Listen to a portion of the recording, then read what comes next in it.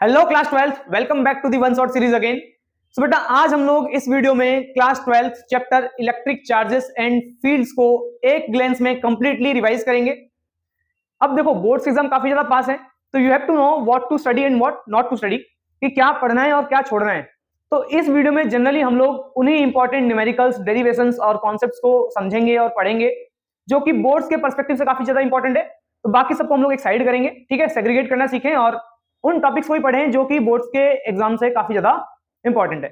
तो सबसे पहले हम बात करेंगे बेटा किसके बारे में, इलेक्ट्रिक चार्जेस के बारे में। तो सबसे पहला टॉपिक जो इंपॉर्टेंट है आपके लिए, इलेक्ट्रिक चार्ज में कॉन्सेप्ट होता है क्वांटाइजेशन ऑफ चार्ज। तो पहले तो क्वेश्चंस यहीं से बन सकते हैं। क्वांटाइजेशन ऑफ चार्ज क्या होता है बेटा जनरली, तो this is what Q is equal to n times of E, कि टोटल चार्ज कितने ट्रांसफर होंगे कहीं या कितने किसी भी बॉडी पे आएंगे, that is equal to integral multiple of charge on each electron. जैसे आप इसको एग्जांपल समझें, किसी बॉडी पे 4 पॉजिटिव चार्ज है बेटा और 4 निगेटिव है। अब मान लो एक निगेटिव एक इलेक्ट्रॉन को रिप्रेजेंट कर रहा है, क्लियर। अब सुनो, चार्जेस जब ट्रांसफर होते हैं जब इलेक्ट्रॉन बाहर निकलेगा या इलेक्ट्रॉन्स किसी बॉडी में अंदर आएगा। तो मान लेते हैं कि यहां से हम लोगों ने एक इलेक्ट्रॉन बाहर निकाल दिया। तो आपको पता है कि जो एक इलेक्ट्रॉन होता है बेटा उसमें कितना चार्ज होता है, 1 electron is equal to 1.6 into 10⁻⁻19 coulomb. तो एक इलेक्ट्रॉन अपने साथ इतना चार्ज लेके जाएगा, तो पीछे कितना चार्ज छोड़ के जाएगा बेटा। आपको पता है जब इस पे 4 पॉजिटिव और 4 निगेटिव थे, तो 4 पॉजिटिव 4 निगेटिव में क्या होगा बेटा, कि एक पॉजिटिव और एक निगेटिव मिलके क्या बनाते हैं, न्यूट्रल। अब एक निगेटिव यहां से निकल चुका है बेटा, तो अब क्या होगा, 3 पॉजिटिव और 3 निगेटिव मिलके तो न्यूट्रल बन जाएंगे, बट इसमें क्या आ गया, एक पॉजिटिव चार्ज आ गया। जब एक इलेक्ट्रॉन बाहर जंप करेगा तो अपने साथ पीछे क्या छोड़ जाता है बेटा, एक पॉजिटिव चार्ज, मतलब कि प्लस का 1.6 इंटू 10⁻⁻19 कॉलम। तो यहां पे इस फॉर्मूले का क्या मतलब है कि जब चार्जेस ट्रांसफर होंगे वो या तो एक इलेक्ट्रॉन ट्रांसफर होगा, या तो 2 इलेक्ट्रॉन बाहर निकलेगा, या तो 3 इलेक्ट्रॉन बाहर निकलेगा। तो क्या ऐसा पॉसिबल है कि 1.5 इलेक्ट्रॉन बाहर आ जाए? बिल्कुल पॉसिबल नहीं है। या तो बेटा एक इलेक्ट्रॉन बाहर निकलेगा, या तो 2 निकलेगा, या तो 3 निकलेगा। ऐसा हो सकता है कि 1.5 पे 2.5 इलेक्ट्रॉन बाहर निकल जाए? नहीं। तो जब एक इलेक्ट्रॉन बाहर जाएगा तो इतना चार्ज लेके जाएगा। 2 इलेक्ट्रॉन अगर बाहर जाएगा तो क्या होगा बेटा, डबल से मल्टीप्लाई कर दो, जाएगा 3.2 इंटू 10⁻⁻19 कॉलम। अगर 3 चार्ज बाहर जाएगा तो कितना जाएगा बेटा, 4.8 इंटू 10⁻⁻19 कॉलम। तो या तो इतने चार्ज ट्रांसफर होगा, या तो इतना होगा, या तो इतना होगा। क्या इनके बीच अगर मैं बोल दूं क्या 1.9 इंटू 10⁻⁻19 चार्ज ट्रांसफर हो सकता है? तो ये पॉसिबल नहीं है, क्योंकि या तो इतना चार्ज ट्रांसफर होगा, या तो इतना होगा, या तो इतना होगा। मतलब integral multiple of charge on each electron. ये नंबर शुड बी व्हाट, इंटीजर। या तो 1 होगा, या तो 2 होगा, या तो 3 होगा, या तो 4 होगा। ऐसा नहीं हो सकता कि 1.5 इलेक्ट्रॉन ट्रांसफर हो।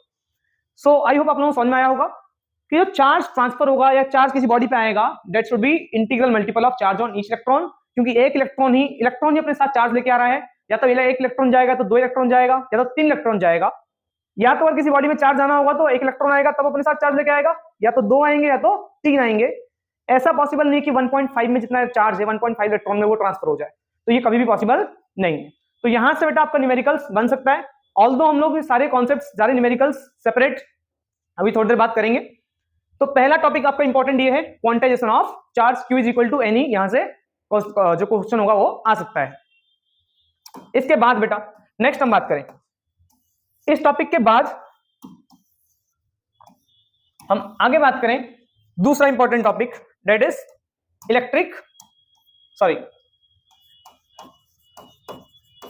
Coulomb's law. तो बेटा कूलम्ब्स लॉ से सिर्फ और सिर्फ न्यूमेरिकल आएगा, डेरिवेशन या फिर आप ये समझ लो कि Coulomb's law in vector form, इन सबको करने की जरूरत नहीं है क्योंकि यहां से क्वेश्चंस नहीं आते हैं। सो अब बात करें Coulomb's law in vector form, Coulomb's law के बारे में।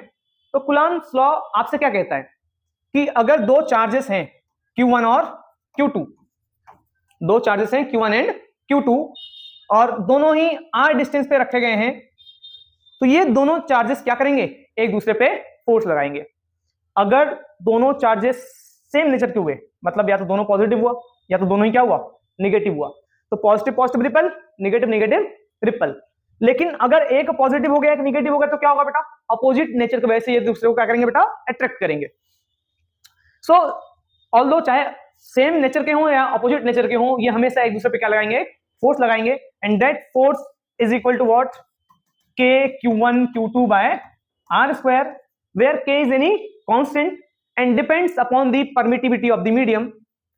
So basically k की वैल्यू क्या होता है बेटा, ये ना आपको एग्जाम में गिवन होगा, याद करने की जरूरत नहीं है, याद कर लो तो that would be better, 9 into 10 to the power 9. Clear है? सो अब यहां पे एक चीज इंटरेस्टिंग चीज आपको समझना है बेटा, एक तो ये फॉर्मूला आ गया, देखो कुलाम्स लॉ से सिर्फ और सिर्फ न्यूमेरिकल आएगा, तो ध्यान रखें हम लोग सारे न्यूमेरिकल्स को करेंगे जो कि बोर्ड्स के पर्सपेक्टिव से इंपॉर्टेंट है। पहले हम सारे टॉपिक्स को और डेरिवेशंस को कवर करेंगे, देन हम लोग न्यूमेरिकल्स की तरफ आगे बढ़ेंगे बेटा, टॉपिक वाइज, ठीक है।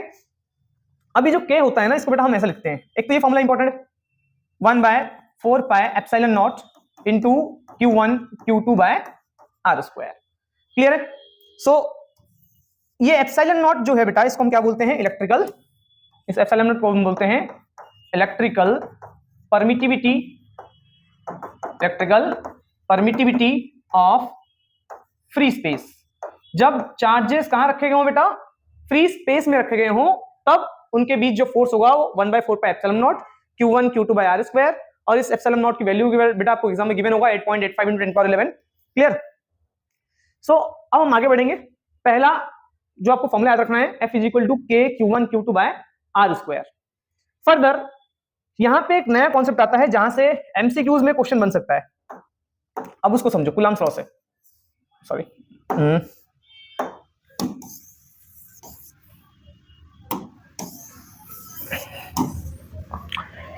अब कूलम्ब्स लॉ में बेटा एक कॉन्सेप्ट है कि ये जब दोनों चार्जेस कहां रखे गए हों, फ्री स्पेस में रखे गए होंगे, तब तो एप्सिलॉन नॉट आ जाएगा। तो यहां पे एक और टर्म आता बेटा, that is relative permittivity. So relative permittivity से जनरली एमसीक्यूज में आपको क्वेश्चन मिल जाएंगे। तो यहां पे देखो दो फॉर्मूले बताऊंगा, उनको ध्यान रखना है, बाकी इतना कुछ पढ़ने की जरूरत है नहीं इसमें। पहला, अब देखो डाइलेक्ट्रिक कांस्टेंट समझे पहले, तो डाइलेक्ट्रिक कांस्टेंट होता क्या है, एक होता है डाइलेक्ट्रिक कांस्टेंट। सो डाइलेक्ट्रिक कांस्टेंट समझते हैं, उसके बाद रिलेटिव परमिटिविटी करेंगे, बात तो दोनों को हम लोग एक ही नाम से जानेंगे भी थोड़ी देर बाद। सो डाइलेक्ट्रिक कांस्टेंट है क्या बेसिकली, अब मान लेते हैं कि ये दो चार्ज है, वो फ्री स्पेस में रखे गए, मतलब वैक्यूम है ना, एप्सिलॉन नॉट मतलब फ्री स्पेस मतलब वैक्यूम की बात कर रहे हैं यहाँ पे।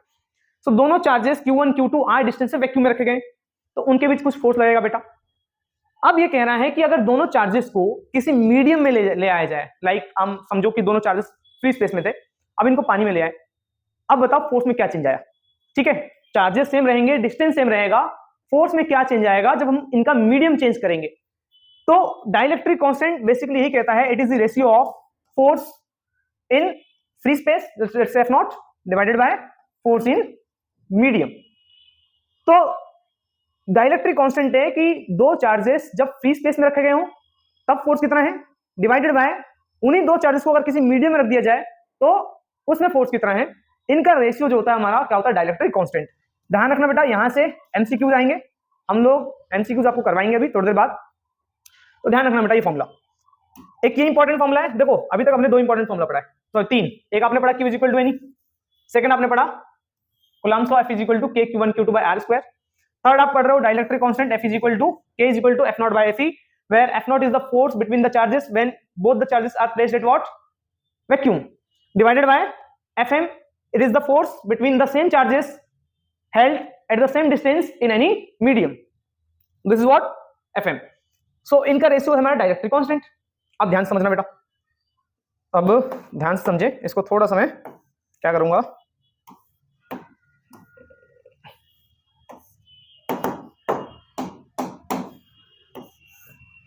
हो जा छोटा बेटा, ये हो नहीं रहा।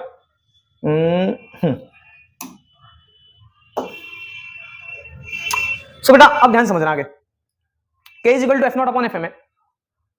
अब ध्यान दो कि K is equal to F0 क्या है, फोर्स जब वो दोनों कहां रखे गए हो बेटा, वैक्यूम में रखे गए हो। तो आ जाओ वैक्यूम में क्या होगा फोर्स, K को बताओ 1/4 पाई एप्सिलॉन नॉट डालते हैं, है ना बेटा, 1/4 pi epsilon naught into Q1 Q2, charges Q1 Q2 है और डिस्टेंस कितना बेटा R, इसका स्क्वायर। अब इस सेम सेटअप को कहां लेके आओ, लेट्स से किसी ग्लास के अंदर ले आए, किसी वाटर के अंदर ले आए। अब वहां पे क्या चेंज होगा, ना ही आपको डिस्टेंस चेंज करना है चार्जेस के बीच, ना ही चार्ज का नेचर चेंज करना है और ना ही चार्ज का मैग्नीट्यूड चेंज करना है। तो पूरा सेटअप सेम रहेगा, बस मीडियम चेंज हुआ, और मीडियम के चेंज होने से बस ये परमिटिविटी चेंज होगा और कुछ चेंज नहीं होगा। और लेट्स से अब जो फोर्स, नया फोर्स आएगा, बस यहां से ये एप्सिलॉन नॉट हट जाएगा और एक नया टर्म आएगा 4 pi epsilon R, sorry epsilon R बोला हूं, एप्सिलॉन या एप्सिलॉन एम आप लिख सकते हो।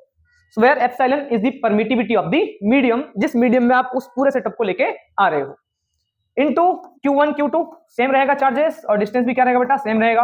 अब इससे हुआ क्या, ध्यान दो जरा, इससे ये पूरे टर्म्स कैंसिल आउट हो गए, 4 पाई एप्सिलॉन नहीं बेटा, और यहां से ये एप्सिलॉन ऊपर जाएगा, ये फाइनली क्या जाएगा, K is equal to epsilon upon epsilon naught, और इस K को ना हम लोग एप्सिलॉन R से भी डिनोट करते हैं, डाइलेक्ट्रिक कांस्टेंट को। तो दो एप्सिलॉन का जो रेशियो आएगा, this is what, dielectric constant. तो K को आप ऐसे भी लिख सकते हो, ER is equal to E naught by, sorry epsilon by epsilon naught, और यहां से क्रॉस मल्टीप्लाई करने पे जो आएगा एप्सिलॉन, वो आएगा आपका epsilon naught into epsilon R. एक ये इंपॉर्टेंट रिलेशन है। अभी देखो मैं बताता हूं क्वेश्चन कैसे आएंगे, बस आप ये समझ लो। देखो अब कूलम्ब्स लॉ में आपको सिर्फ तीन चीज याद रखना है, K Q1 Q2 by R square, this dielectric constant K is equal to F naught by Fm, second third thing epsilon is equal to epsilon not into epsilon R। ठीक है, अब इसी के भी पे छोटा सा क्वेश्चन लूंगा आपको समझाने के लिए जल्दी से, ठीक है। तो मैं साइड जा रहा हूं, आपको स्क्रीनशॉट लेना, स्क्रीनशॉट लेना, वरना लिख लेना। अब सुनो, दो चार्जेस हैं, Q1 चार्जेस और Q2 चार्ज, दोनों एक दूसरे पे ले लेते हैं +2 माइक्रोकूलम है ना, और -3 माइक्रोकूलम, और इनके बीच का डिस्टेंस है 2 सेंटीमीटर। अब दोनों चार्जेस के बीच फोर्स कितना होगा अगर पूछा जाएगा तो बड़े इजीली निकाल सकते हो आप। फोर्स क्या होगा, वैक्यूम में रखा गया है। अगर कुछ भी मीडियम के बारे में डिस्कस ना किया गया हो बेटा, तो समझ जाना कि वो चार्जेस कहां रखे गए होंगे, वैक्यूम में। So F is equal to K which is equal to 9 into 10 to the power 9 है ना, K की वैल्यू बेटा। Q1 which is equal to 2 into 10 to the power -6, Q2 3 into 10 to the power -6, micro है, micro हटाएंगे बेटा तो 10 to the power -6 आपको multiply करना पड़ेगा, divided by what, R square, 2 into 10 to the power -2 का स्क्वायर, सेंटीमीटर में बेटा मीटर में कर दिया। अब ये तो था कैलकुलेशन आसान सा। अब क्वेश्चन में ट्विस्ट क्या आएगा, जब वो किसी मीडियम में इन दोनों सेम चार्जेस को ले आए है ना, तो उस केस में क्या होगा, अगर मीडियम में ले आया तो आपको ये चीज गिवन होगा, relative permittivity of the medium, ये गिवन होगा श्योर। रिलेटिव परमिटिविटी कुछ ना कुछ आपको गिवन होगा, लेट्स से मैं एग्जांपल दे रहा हूं 3 है ना, कुछ भी दे देते हैं एग्जांपल में। तो रिलेटिव परमिटिविटी मैंने क्या दे दिया बेटा आपको, 3 दे दिया। अब आपसे पूछूं मैं, बताओ अब फोर्स कितना होगा। तो आपने पढ़ा बेटा जो फोर्स होता है वो क्या होता है, K। अब यहां पे K की जगह क्या लिखोगे बेटा, 1/4 पाई एप्सिलॉन, एप्सिलॉन नॉट नहीं आएगा, और K की वैल्यू आप 9 इंटू 10 टू द पावर 9 नहीं रखोगे। 9 into 10 to the power 9 K की वैल्यू कब रखते हैं बेटा, जब यहाँ पे एप्सिलॉन नॉट हो, फ्री स्पेस की परमिटिविटी होती हो। तो यहाँ पे अभी आप एप्सिलॉन रखोगे मीडियम की permittivity into Q1 Q2 by R square. अब सुनो बेटा, F is equal to 1/4 pi, इस एप्सिलॉन को मैं क्या लिख सकता हूं, देखो एप्सिलॉन को लिख सकते हैं epsilon naught into epsilon R। तो इस एप्सिलॉन को हम क्या लिखेंगे बेटा, epsilon naught into epsilon R into Q1 Q2 by R square. अब बताओ ये 1/4 पाई एप्सिलॉन नॉट क्या है, ये तो K है ना बेटा। So F is equal to what, K, clear. 1/4 pi epsilon naught क्या बेटा, K ही तो है, और Q1 Q2 बाय ये नीचे epsilon R into R square. अब आपको K की वैल्यू पता है बेटा, 9 into 10 to the power 9, Q1 दे रखा है, Q2 दे रखा है, डिस्टेंस दे रखा है बेटा इनके बीच का, एप्सिलॉन R दे रखा है, बस आपको सब्स्टिट्यूट करना है वैल्यूज को और सॉल्व करना है, आपका आंसर आ जाएगा। क्विकली आगे बढ़ेंगे बेटा। तो ये था आपका कूलम्ब्स लॉ, यहां से क्वेश्चंस न्यूमेरिकल्स आएंगे, डेरिवेशन बिल्कुल नहीं आएगा बेटा। तो आगे बढ़ेंगे, नेक्स्ट हम बात करेंगे टॉपिक, ठीक है। नेक्स्ट आपका है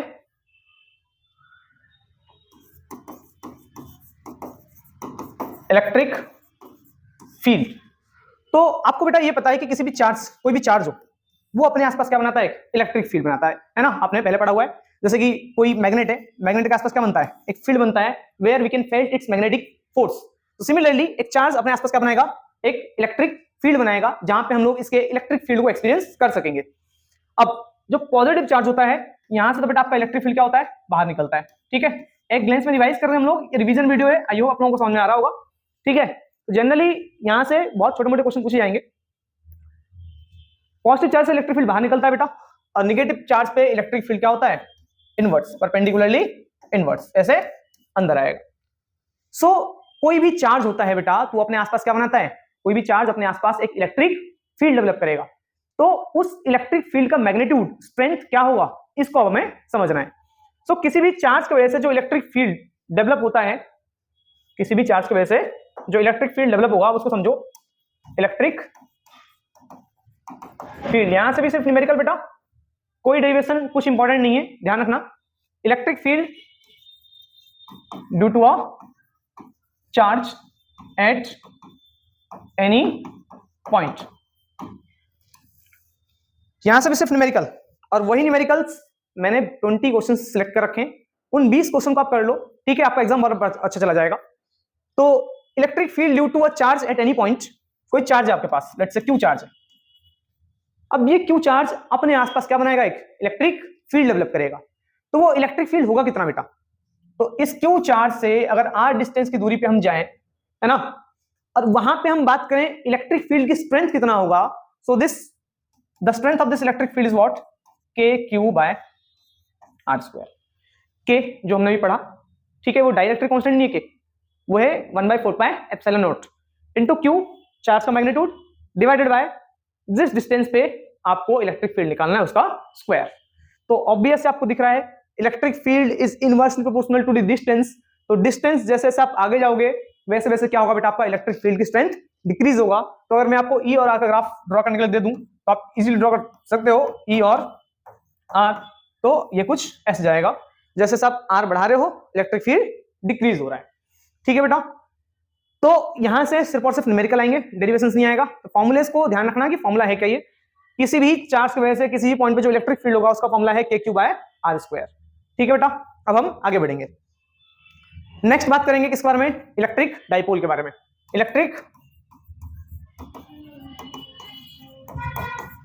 डाइपोल, ठीक है बेटा। तो इलेक्ट्रिक डाइपोल क्या होता है, सो इलेक्ट्रिक डाइपोल जो है बेटा, this is a system in which two charges of equal magnitude which are and opposite in nature which are separated by a small distance। जैसे आपके दो चार्जेस हैं बेटा, Q1 चार्ज और Q2 चार्ज। ये चार्जेस बहुत छोटे होंगे, मैग्नीट्यूड वाइज बहुत छोटे होंगे, सॉरी उल्टा बोल दिया, मैग्नीट्यूड वाइज आप कितने बड़े चार्जेस रख लो आइडियल होगा, जितना बड़ा चार्ज आप रख पाओ कम से कम डिस्टेंस पे उसे हम आइडियल डाइपोल कहते हैं। तो इलेक्ट्रिक डाइपोल है क्या, बेसिकली दो equal in magnitude but opposite in nature charges होंगे। जैसे कि मैं बोल दूं प्लस का 10 माइक्रोकुलाम और माइनस 10 माइक्रोकुलाम। तो ये दो चार्जेस हैं जिनका मैग्नीट्यूड क्या है बेटा, जिनका मैग्नीट्यूड तो इक्वल है बट नेचर क्या है, मतलब साइन की बात करें, पॉजिटिव है और दूसरा निगेटिव है, अपोजिट नेचर के हैं। अब इनको ना बहुत छोटे से डिस्टेंस पे, 2a डिस्टेंस पे, है ना, जनरली हम लोग उसको 2a बोलते हैं, और सेंटर से जो डिस्टेंस होता है वो क्या होता है बेटा, ये होता है।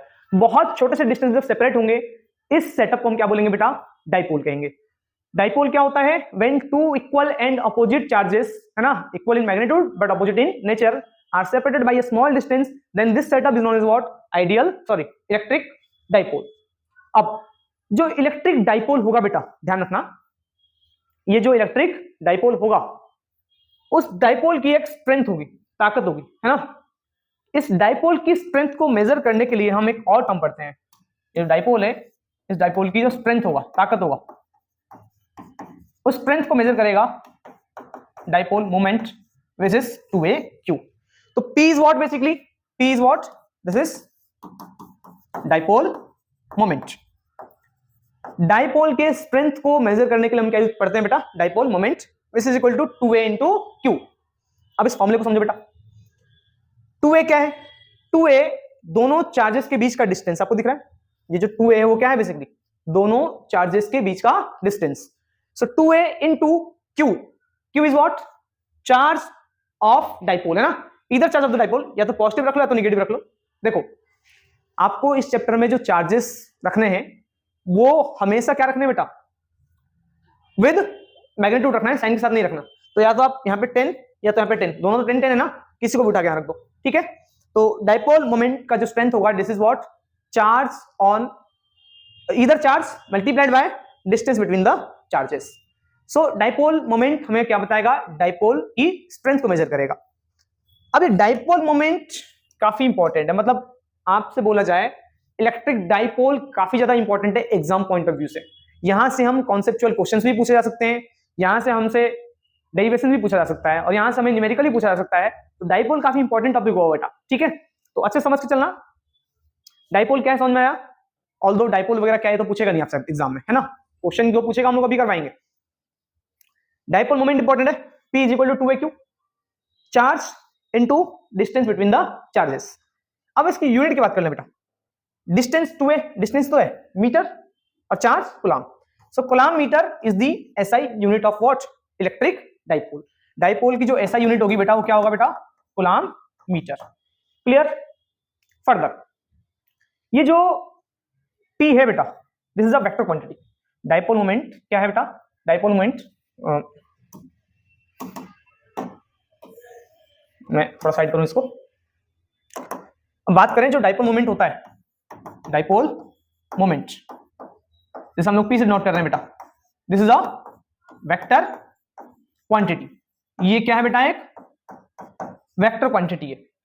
सो बेटा अगर ये एक वेक्टर क्वांटिटी है तो इसका डायरेक्शन भी होगा, और ध्यान रखना डाइपोल मोमेंट का डायरेक्शन कभी नहीं भूलना बेटा, काफी इंपॉर्टेंट है।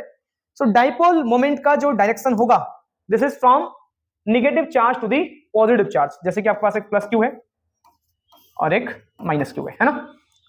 अभी दो चार्ज है ए और बी पे, और distance both are important by distance 2a। तो इनके भी, ये तो आपका डाइपोल हुआ। अब इस डाइपोल का जो स्ट्रेंथ होगा वो कौन मेजर करेगा, dipole moment, which is equal to 2aq। Further इसका एक डायरेक्शन भी होगा क्योंकि एक वेक्टर क्वांटिटी है। तो वेक्टर क्वांटिटी का डायरेक्शन है इसका डायरेक्शन ध्यान रखना, from negative to positive charge. ठीक है, तो डाइपोल मोमेंट P वेक्टर, ठीक है, तो dipole moment P vector is from negative to the positive charge. तो ये आपका डायरेक्शन हुआ किसका बेटा, डाइपोल मोमेंट का।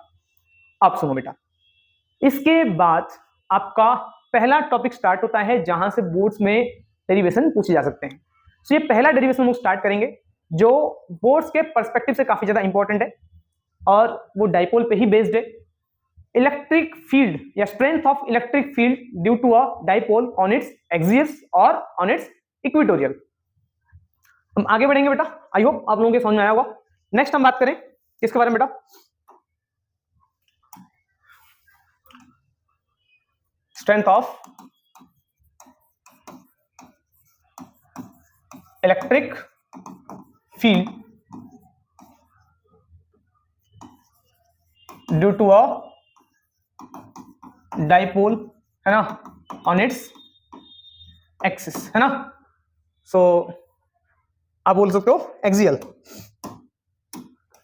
इलेक्ट्रिक डाइपोल की स्ट्रेंथ क्या होगी इसके एक्सिस पे, है ना, एक्सियल पे।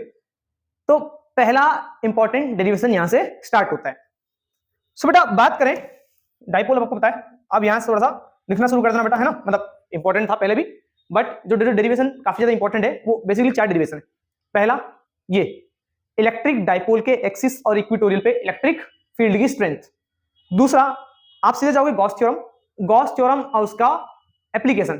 तो गॉस थ्योरम और उसके एप्लीकेशन में 3 डेरिवेशन है। तो बेसिकली ना 4 डेरिवेशंस प्रिडोमिनेंटली बोर्ड्स में पूछे जाते हैं। इन चारों को बेटा कंप्लीटली सही से पढ़ के चलना आगे। तो हम बात करें बेटा इलेक्ट्रिक फील्ड की जो स्ट्रेंथ होगी, है ना, डाइपोल की वजह से, वो उसके एक्सिस पे क्या होगी। लेट्स से आपके पास एक चार्ज है Q1 बेटा और एक चार्ज Q2। अब दोनों चार्ज के बीच का सेंटर लेट्स से दिस, और ये डिस्टेंस हम लोग क्या मानते हैं बेटा 2a। तो ये हाफ डिस्टेंस क्या हो जाएगा a। ठीक है, अब इस डाइपोल, देखो अगर कोई डाइपोल है पॉजिटिव नेगेटिव, तो ये डाइपोल भी तो अपने आसपास क्या बनाएगा, एक इलेक्ट्रिक फील्ड बनाएगा। तो उस डाइपोल के वजह से जो उसके आसपास इलेक्ट्रिक फील्ड होगा, उस इलेक्ट्रिक फील्ड की तो उस ताकत होगी, स्ट्रेंथ होगी। हम लोग उसी इलेक्ट्रिक फील्ड के स्ट्रेंथ को क्या कर रहे हैं, मेजर कर रहे हैं। तो जो इलेक्ट्रिक फील्ड की स्ट्रेंथ होगी हमें बेसिकली कहां पढ़ना है, हमें यहां पढ़ना है उसके एक्सिस में, है ना। ये एक्सियल पॉइंट होता है कहीं पे भी, तो कोई भी पॉइंट लो एक्सियल पॉइंट कहलाएगा ये। तो इसके एक्सिस पे इलेक्ट्रिक फील्ड की स्ट्रेंथ कितनी है, या उसके इक्वेटोरियल, इक्वेटोरियल मतलब समझ लो सेंटर जो लाइन परपेंडिकुलरली पास होता है इस पे, किसी पॉइंट पे इलेक्ट्रिक फील्ड की स्ट्रेंथ कितनी है। ठीक है बेटा, तो सबसे पहले हम लोग एक्सियल के बारे में बात करेंगे। तो इसके एक्सिस में इलेक्ट्रिक फील्ड की स्ट्रेंथ कितनी होगी, तो इसके लिए हम लोग क्या करेंगे बेटा, हम एक पॉइंट इसके एक्सिस पे कोई मान लेते हैं, लेट्स से आगे बढ़ा के इसको, this is what point P, है ना। अब इस P पॉइंट पे हम लोग क्या करेंगे, इसके इलेक्ट्रिक फील्ड की स्ट्रेंथ को फाइंड आउट करेंगे। अब ध्यान समझना बेटा, ये डाइपोल में 2 चार्ज है, और एक काम करते हैं, डाइपोल है तो आपको पता है कि दोनों चार्जेस का मैग्नीट्यूड सेम होगा। और लेट्स से कि ये जो चार्ज है बेटा, ये आपका -q है और ये आपका +q है। इसको थोड़ा सा डिफरेंट कलर से लिख देते हैं। तो ये आपका माइनस क्यू और ये आपका बेटा प्लस क्यू चार्ज। ठीक है, अब हमें पी पॉइंट पे डाइपोल के स्ट्रेंथ को, है ना, सॉरी, इस डाइपोल की जो इलेक्ट्रिक फील्ड होगा उसके स्ट्रेंथ को मेजर करना है। तो कैसे करेंगे, ध्यान दो। एक तो इस पॉजिटिव चार्ज की वजह से यहां पे इलेक्ट्रिक फील्ड बन रहा होगा, दूसरा इस नेगेटिव चार्ज की वजह से भी उस पॉइंट पे क्या बन रहा होगा, इलेक्ट्रिक फील्ड बन रहा होगा। तो दोनों चार्जेस की वजह से वहां पे बेटा इलेक्ट्रिक फील्ड बन रहा है, तो रिजल्टेंट इलेक्ट्रिक फील्ड निकालने के लिए हम वहां क्या लगा देंगे, वेक्टर सम लगा देंगे। ठीक है, दोबारा समझेंगे, बड़े आराम से समझेंगे बेटा। सबसे पहले हमें करना क्या है, इस पॉजिटिव चार्ज की वजह से इस पॉइंट पे इलेक्ट्रिक फील्ड की स्ट्रेंथ कितनी है आ जाए मालूम करते हैं। अच्छा, एक चीज और आपको ध्यान देना है कि जो जिस पॉइंट पे आपको इलेक्ट्रिक फील्ड की स्ट्रेंथ निकालना है उसको सेंटर से आप लोग डिस्टेंस कैसे मेजर कर लेना बेटा।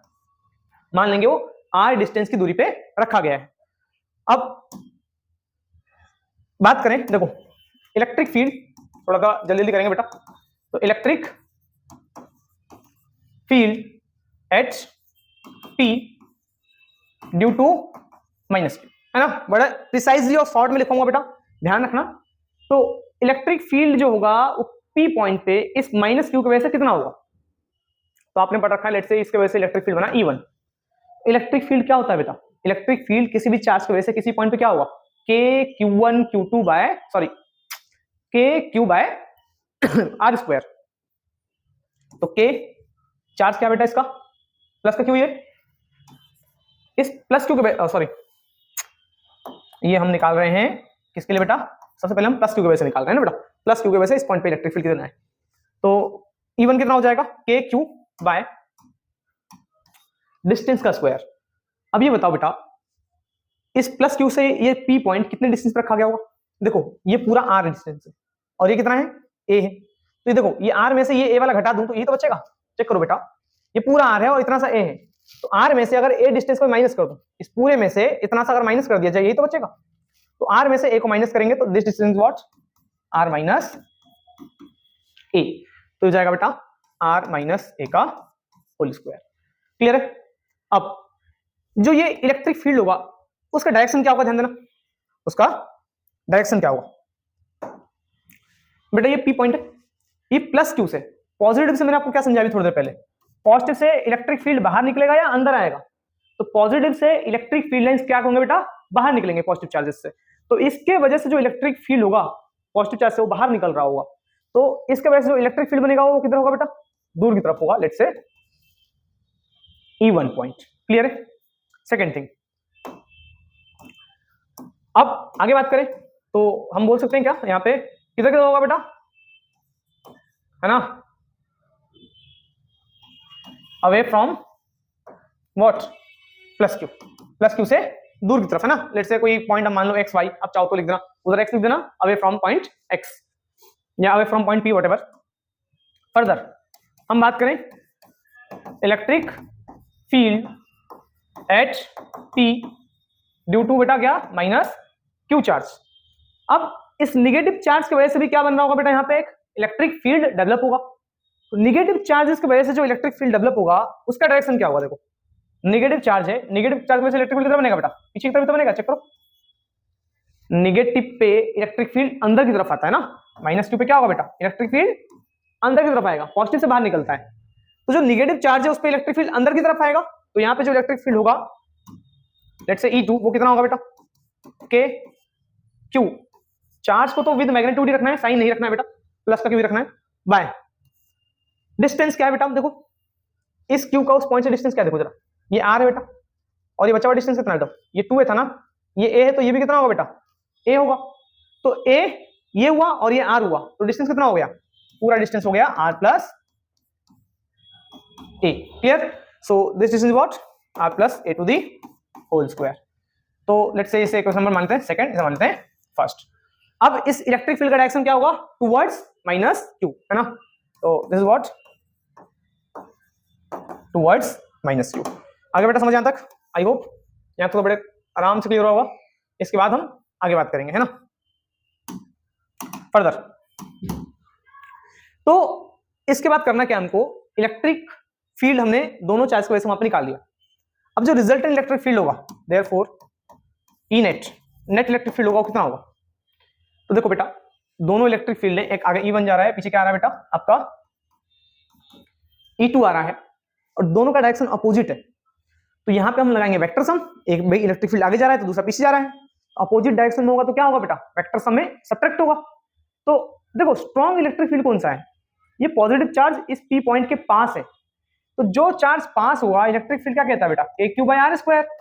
तो जिसका डिस्टेंस कम से कम वहां पे इलेक्ट्रिक फील्ड उसका ज्यादा से ज्यादा। तो इस प्लस क्यू की वजह से इस P पॉइंट पे क्या होगा इलेक्ट्रिक फील्ड बहुत स्ट्रांग होगा due to the less distance between the charge and that particular point. तो ये डिस्टेंस कम है बेटा, जिसकी वजह से क्या होगा इलेक्ट्रिक फील्ड स्ट्रांग होगा। तो इस प्लस क्यू की वजह से वो E1 इलेक्ट्रिक फील्ड स्ट्रांग बन रहा है और E2 इलेक्ट्रिक फील्ड क्या बन रहा है बेटा वीक बन रहा है। तो जो रिजल्टेंट इलेक्ट्रिक फील्ड होगा कितना होगा E2 माइनस E1। तो E2 में से सॉरी E1 स्ट्रांग है ना बेटा आपका, E1 माइनस E2। तो E1 में से हम क्या करेंगे E2 को माइनस कर देंगे। तो अब बेटा निकालते हैं नेट इलेक्ट्रिक फील्ड। अच्छा बताओ नेट इलेक्ट्रिक फील्ड वहां पे होगा कितना फिर? तो स्ट्रॉन्ग इलेक्ट्रिक फील्ड E1 आगे की तरफ और वीक इलेक्ट्रिक फील्ड E2 पीछे की तरफ। तो रिजल्टेंट इलेक्ट्रिक फील्ड क्या होगा बेटा आगे की तरफ ही होगा। इसको ऐसे समझो, आप एक ब्लॉक है आपके पास, आगे से कोई 100 न्यूटन के फोर्सेस को आगे खींच रहा है, पीछे से कोई 50 न्यूटन से खींच रहा है, तो ब्लॉक कहां जाएगा?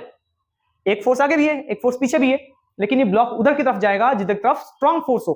तो 100 न्यूटन ज्यादा फोर्स है तो ये 50 न्यूटन की फोर्स से बेटा आगे बढ़ेगा, क्योंकि इस 50 ने इस 100 में से 50 न्यूटन को कैंसिल कर दिया। सेम वहां पे इलेक्ट्रिक फील्ड है, तो इस E1 इलेक्ट्रिक फील्ड स्ट्रॉन्ग है, E2 वीक है, तो E1 में से हम E2 को माइनस करेंगे, लेकिन रिजल्टेंट इलेक्ट्रिक फील्ड जिसका स्ट्रॉन्ग है उधर की तरफ रिजल्टेंट इलेक्ट्रिक फील्ड का डायरेक्शन होगा। E1 स्ट्रॉन्ग है बेटा, तो इलेक्ट्रिक फील्ड रिजल्टेंट सामने की तरफ होगा। तो E1 कितना हमारे पास बेटा KQ/R - A का होल स्क्वायर माइनस E2 क्या बेटा आपका KQ/R + A का होल स्क्वायर। अब देखो बेटा E net is equal to common निकालो, KQ कॉमन निकालो बेटा, क्या बचेगा 1/R - A का whole square minus 1/R + A का होल स्क्वायर। फर्दर इसको सॉल्व करना है तो ये एलसीएम लेंगे तो मल्टीप्लाई में हो जाएगा, ये इधर चला जाएगा बेटा और ये इधर चला जाएगा। तो फटाफट मैं कैलकुलेशन कर लेता हूं, तो ये इधर और ये इधर एलसीएम लेने के बाद तो KQ R - A का whole square into R + A का होल स्क्वायर। तो बेटा अब ये इधर जाएगा तो क्या होगा R + A का एलसीएम लेना, योग सबको आता होगा बेटा, इधर आएगा तो R - A का होल स्क्वायर। तो देखो E नेट कितना होगा KQ ब्रैकेट A + B का होल स्क्वायर बेटा क्या होगा A² + B² + 2AR minus A - B का होल स्क्वायर क्या होगा बेटा A² + B² माइनस ब्रैकेट लगा दो, बाहर माइनस लेना बेटा माइनस 2AR। अब सुनो इस ब्रैकेट को मैं हटाऊं क्या होगा अंदर का साइन चेंज। तो एक काम करेंगे बेटा इस ब्रैकेट को ही हटा दो और अंदर का साइन क्या कर दो बेटा चेंज कर दो। ये प्लस का तो माइनस का हो गया, अब ये प्लस का तो भी कितना हो जाएगा बेटा A² माइनस का हो जाएगा, और ये 2AR माइनस का तो बेटा क्या होगा ये हो जाएगा प्लस का, है ना डिवाइड। अच्छा आपको ये पता है A की पावर m अगर B की पावर m हो, जब दो नंबर मल्टीप्लाई में हो और पावर सेम हो तो इसको हम ऐसे भी लिख देंगे बेटा AB की पावर होल की पावर m। तो सिमिलरली देखो यहाँ पे भी स्क्वायर यहाँ पे भी स्क्वायर, तो इसको हम ऐसे लिख पाएंगे क्या R - A into R + A इन दोनों का ही होल स्क्वायर। सो अब फर्दर E नेट कितना होगा देखो बेटा KQ R² से R² गया A² से A² गया 2AR कितना हो जाएगा बेटा इंटू 4AR डिवाइडेड बाय। अभी देखो बेटा ये आपका A - B into A + B है, A - B into A + B क्या होगा A² - B², so this become what R² - A² का होल स्क्वायर। अब इस 4A को मैं ऐसे लिखता हूं देखो ध्यान बेटा 2 इंटू 2AQ के R अपॉन R² - A² का होल स्क्वायर। 4 को 2 इंटू 2 लिख दिया बेटा 4 ही होगा, AQ को पास लिखा मैंने और KR को मैंने अलग कर दिया है।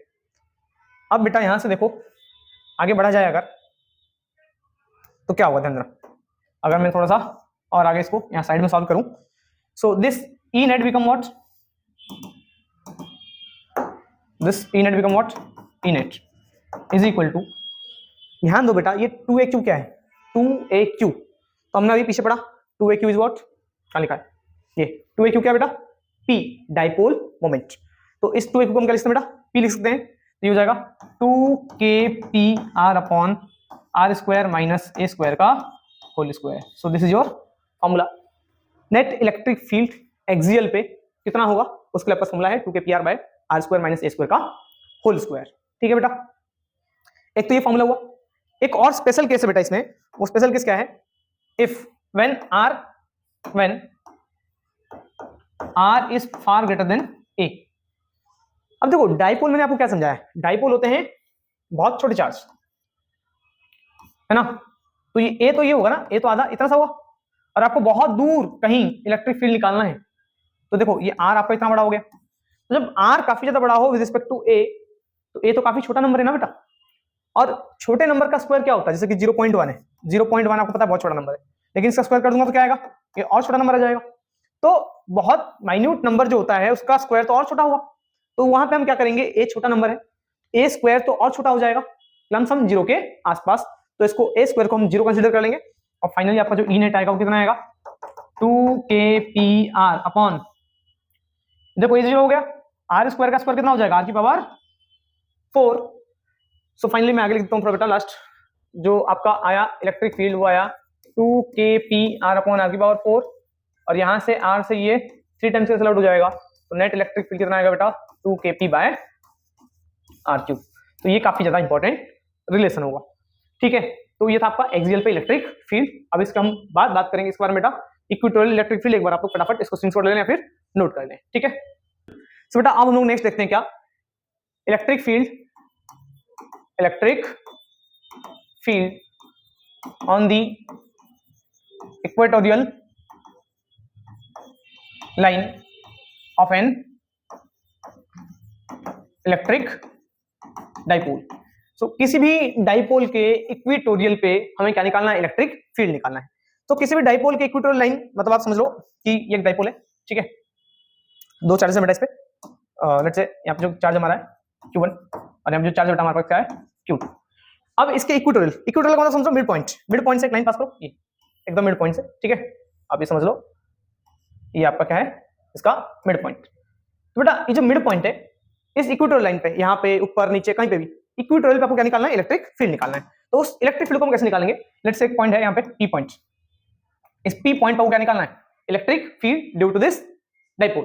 तो इक्वेटोरियल पे आपको डाइपोल के क्या निकालना है, इलेक्ट्रिक फील्ड निकालना है। सबसे पहले आपको क्या काम करना है, इस Q1 की वजह से, आपको ये तो पता ना बेटा ये डिस्टेंस कितना होगा, फटाफट बात कर लेते हैं, ये जो डिस्टेंस होगा कितना होगा बेटा, दिस इज व्हाट 2a, और ये हाफ डिस्टेंस कितना होगा बेटा, a हो जाएगा।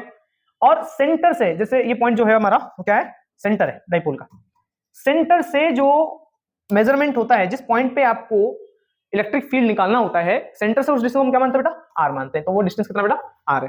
तो अभी बताओ उस P पॉइंट पे जो इलेक्ट्रिक फील्ड होगा वो इस चार्ज की वजह से भी होगा एज वेल एज इस चार्ज की वजह से भी होगा। तो नेट इलेक्ट्रिक फील्ड कितना होगा इन दोनों चार्ज की वजह से, तो वहां हम लोग इन दोनों की वजह से वहां पे इलेक्ट्रिक फील्ड निकाल लेंगे, फिर इनका क्या कर देंगे, वेक्टर सम कर देंगे। तो फटाफट आगे बढ़ेंगे और बात करें, तो इस P पॉइंट पे जो इलेक्ट्रिक फील्ड होगा वो कितना होगा, इस P पॉइंट पे जो इलेक्ट्रिक फील्ड होगा वो किधर की तरफ होगा,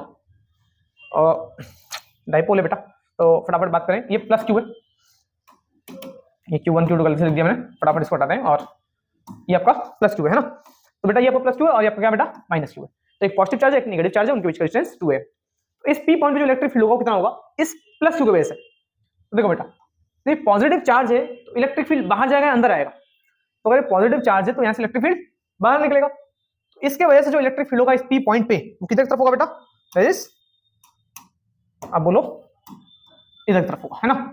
लेट्स से ये जो है उस हम मानेंगे E1, तो E1 जो इलेक्ट्रिक फील्ड है इस प्लस Q चार्ज की वजह से वो दूर जा रहा है इससे। अब बात करें किसके बारे में बेटा,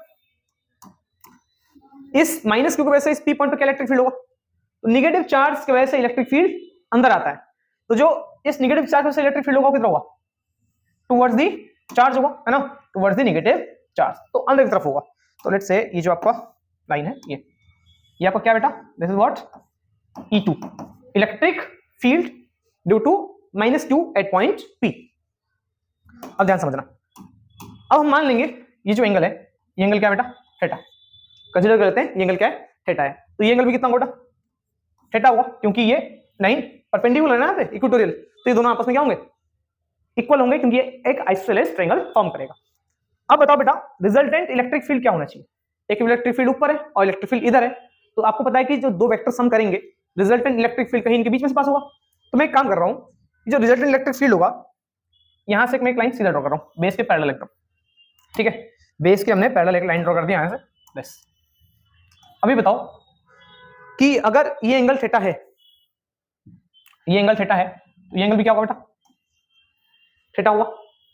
दो लाइन पैरेलल और ट्रांसवर्सल पे ये वाला एंगल किसके बराबर होता है बेटा, इसके बराबर, और ये वाला एंगल इसके बराबर, ऑल्टरनेट। तो ये वाला एंगल देखो, दो लाइन पैरेलल है, तो ये वाला एंगल इसके बराबर होगा ऑल्टरनेट से।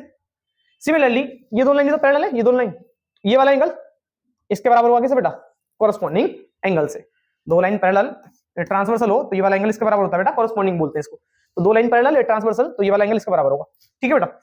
सो अब देखो, पहले तो आप ग्राफ मतलब फिगर से पूरी डेरिवेशन समझ लो, लिखने में कुछ भी नहीं, ज्यादा टाइम नहीं लगेगा हम लोगों को, तुरंत कर देंगे इसको। सो जो इलेक्ट्रिक फील्ड होगा ये, इसका वजह से इलेक्ट्रिक फील्ड बाहर जा रहा है, इसका वजह से इलेक्ट्रिक फील्ड अंदर आ रहा है। तो जो रिजल्टेंट इलेक्ट्रिक फील्ड होगा वो कितना होगा, ध्यान देना। इस E1 का दो कंपोनेंट होगा बेटा। अगर मैं वेक्टर रिजोल्यूशन निकालूं, इस E1 का दो कंपोनेंट होगा, रेक्टेंगुलर कंपोनेंट, लाइक आपके पास कोई वेक्टर है ए वेक्टर और एंगल थीटा है बेटा। आपको पता है कि इस ए वेक्टर का इधर वाला कंपोनेंट क्या होगा बेटा, ए cos थीटा। जिधर थीटा होता है उधर cos कंपोनेंट, और दूसरी तरफ क्या होता है बेटा, ए sin थीटा। तो सेम यहाँ पे हम लोग रेक्टेंगुलर कंपोनेंट्स में इसको स्प्लिट करेंगे। तो इस E1 का एक कंपोनेंट इधर होगा, एक कंपोनेंट ऊपर। इस E1 का जो इधर वाला कंपोनेंट होगा वो क्या होगा बेटा, E1 cos थीटा। थीटा है ना इधर की तरफ, तो जिधर तरफ थीटा उधर तरफ cos, ऊपर क्या होगा बेटा, ऊपर की तरफ ये हो जाएगा E1 sin थीटा। सिमिलरली ये E2 है बेटा, जिधर थीटा है उधर तरफ क्या जाएगा बेटा, इसका cos कंपोनेंट, इधर गया क्या, E2 cos थीटा। और इस E2 की वजह से जो नीचे इलेक्ट्रिक फील्ड आएगा वो क्या आएगा, नीचे जो आएगा वो होगा E2 sin थीटा। क्लियर है? आई होप आपको यहां तक समझ में आ गया। यहां तक आ गया तो अब डेरिवेशन में कुछ भी नहीं है, तुरंत अब सॉल्व हो जाएगा, फटाफट देखेंगे। अब देखो हमें लिखना क्या है, प्रिसाइजली बहुत छोटे में आपको लिखना है, इलेक्ट्रिक फील्ड एट पी, है ना। ये आपका पी पॉइंट था, चुप गया थोड़ा सा, वापस लिखते हैं। ये इलेक्ट्रिक पॉइंट पी है, सो एक point P, electric field at P due two plus Q. इस प्लस क्यू की वजह से इस पी पॉइंट पे जो इलेक्ट्रिक फील्ड होगा वो कितना होगा, तो आपको पता है किसी भी चार्ज की वजह से किसी भी पॉइंट पे जो इलेक्ट्रिक फील्ड होता है उसके लिए फॉर्मूला क्या बेटा, लेट्स से वहां पे E1 है, तो E1 कितना हो जाएगा, के क्यू, क्यू तुम्हारा बेटा क्यू है। अब सुनो आर स्क्वायर, अब डिस्टेंस क्या होता है बेटा, डिस्टेंस तो चार्ज का उस पॉइंट से होगा ना। अब सुनो बेटा, ये डिस्टेंस कितना है, आर है, और ये डिस्टेंस कितना है बेटा, ए है। ये आर और ये है, तो पाइथागोरस अगर इसमें लगाते हैं हाइपोटेन्यूज निकाल सकते हैं। So this become what, root over what, R square plus A square. ठीक है बेटा, पाइथागोरस आप डायरेक्टली डायग्राम में लिख देना, आपको अलग से इंडिविजुअल करने की जरूरत नहीं है। तो सीधे से लिखेंगे बेटा के क्यूब है, अब डिस्टेंस मिल गया क्या है, under root R square plus A square, और इसका क्या हो जाएगा बेटा, स्क्वायर हो जाएगा। So this become what, K cube by are square plus A square, क्योंकि स्क्वायर से आपका रूट कैंसिल आउट हुआ। ये आपका आ गया electric field K cube by are square plus A square. और ना आप ऐसा मान लो कि कुछ पॉइंट्स लेते हैं यहाँ पे, है ना, ज्यादा बेटर रहेगा। मैं यहाँ से लिख देता हूँ, ये पॉइंट ए है, ये पॉइंट बी है बेटा, ये पॉइंट आपका पी था, इसको हम ना मान लेंगे बेटा एक्स पॉइंट। ठीक है, ये आप समझ लो, चलो एक्स ही मान लो, ठीक है बेटा, वो आपका एक्स पॉइंट हो गया। तो अब डायरेक्शन तो मैंने लिखना है, किधर ये डायरेक्ट करेगा इलेक्ट्रिक फील्ड, तो किधर कर रहा है बेटा, टुवर्ड्स पी एक्स। तो जो इस इलेक्ट्रिक फील्ड का डायरेक्शन होगा वो क्या होगा, पी से एक्स की तरफ, मतलब उधर की तरफ जा रहा है। क्लियर है बेटा? फर्दर अब बात करें electric field at P due to minus Q. अब माइनस क्यू की वजह से इलेक्ट्रिक फील्ड पी पॉइंट कितना होगा बेटा, तो दैट इज E2 कितना होगा, के क्यू बाय के है और चार्ज क्यू है। अब ये डिस्टेंस भी क्या होगा, सेम है ना, आइसोलेशन ट्रायंगल बताया ना बेटा, तो ये भी हो जाएगा कितना आपका, under root R square plus A square का होल स्क्वायर, स्क्वायर से रूट कर गया बेटा, क्या आएगा, K Q by are square plus A square का, ठीक है, स्क्वायर से रूट कर गया। तो लेट्स से, और ये कहां जाएगा बेटा, इसका डायरेक्शन क्या होगा, तो ये पी से किधर तरफ आ रहा है, पी से बी की तरफ, माइनस क्यू की तरफ आ रहा है ना, टुवर्ड्स पीबी। तो जो ये इलेक्ट्रिक फील्ड है वो पी से बी की तरफ आ रहा है, ठीक है बेटा। नाउ अब थोड़ा सा बेटा स्टेटमेंट है, स्टेटमेंट क्या है, ठीक है, ऑन वेक्टर, या आप ऐसे लिख लो बाय, यहां से कलेक्शन करते थोड़ा, बाय वेक्टर रिजोल्यूशन, है ना, by vector resolution E1 and by vector resolution the rectangular components of E1 and E2, जो E1 E2 है वेक्टर रिजोल्यूशन से इसको जो वेक्टर कंपोनेंट्स आएंगे, रेक्टेंगुलर कंपोनेंट्स आएंगे, है ना, तो वो क्या आएगा बेटा, E1 cos theta and E2 cos theta along E1 cos theta और E2 cos थीटा, वो किधर रहेगा, सामने की तरफ रहेगा बेटा, ठीक है, along what लेट्स से यहां पे हम पॉइंट ले लेते हैं y, है ना, इस पॉइंट को हम क्या मान लेते हैं बेटा, y, ठीक है। तो E1 cos theta and along आपका y हो जाएगा, है ना, and E1 sin theta and E2 sin theta, है ना, आर इन अपोजिट डायरेक्शन, और जो E1 cos sin थीटा और E2 sin थीटा है वो क्या होंगे, एक दूसरे के अपोजिट डायरेक्शन में होंगे। अब यहां पे एक चीज आपको ध्यान रखना है, आगे बढ़े, कि आपको ये दिख रहा है कि जो E1 है और E2 है उन दोनों का मैग्नीट्यूड क्या है बेटा, सेम है, चेक करो। E1 देखो KQ upon R square plus A square, E2 क्या है बेटा, KQ by R square plus A square. जब दोनों का मैग्नीट्यूड सेम है तो ये बताओ E1 sin theta and E2 sin theta, तो E1 E2 दोनों तो सेम ही है बेटा, और sin थीटा की वैल्यू भी क्या होगा, सेम होगा। जब E1 और E2 दोनों का मैग्नीट्यूड देखो सेम आ रहा है और एंगल भी सेम है और दोनों अपोजिट डायरेक्शन में है, तो क्या करेंगे, एक दूसरे को कैंसिल आउट कर देंगे बेटा। सो यहां से क्या होगा, लेट्स से ये E के बराबर है ना, E1 E2 दोनों का मैग्नीट्यूड सेम है, लेट्स से E है, therefore E1 sin theta and E2 sin theta cancels out each other, वो एक दूसरे क्या करेंगे बेटा, कैंसिल कर देंगे। देयरफॉर जो नेट इलेक्ट्रिक फील्ड होगा आपका एफ नेट होगा, ध्यान देना, जो नेट इलेक्ट्रिक फील्ड होगा वो कितना होगा, E1 sin थीटा और E2 sin थीटा अपोजिट है तो कैंसिल कर दिया बेटा, अब बच गया E1 cos और E2 cos, और दोनों का डायरेक्शन सेम है, तो रिजल्टेंट क्या होगा, उन दोनों को ऐड कर देंगे, तो यहां से आएगा बेटा आपका E1 cos theta plus E2 cos theta, और E1 E2 दोनों सेम ही है, लेट्स से जहां E1 है वहां पे E2 रख दो, या जहां E2 है वहां क्या रख दो बेटा E1 cos theta plus E1 cos theta, तो E1 cos theta plus E1 cos theta कितना हो जाएगा बेटा, 2E1 cos theta F net.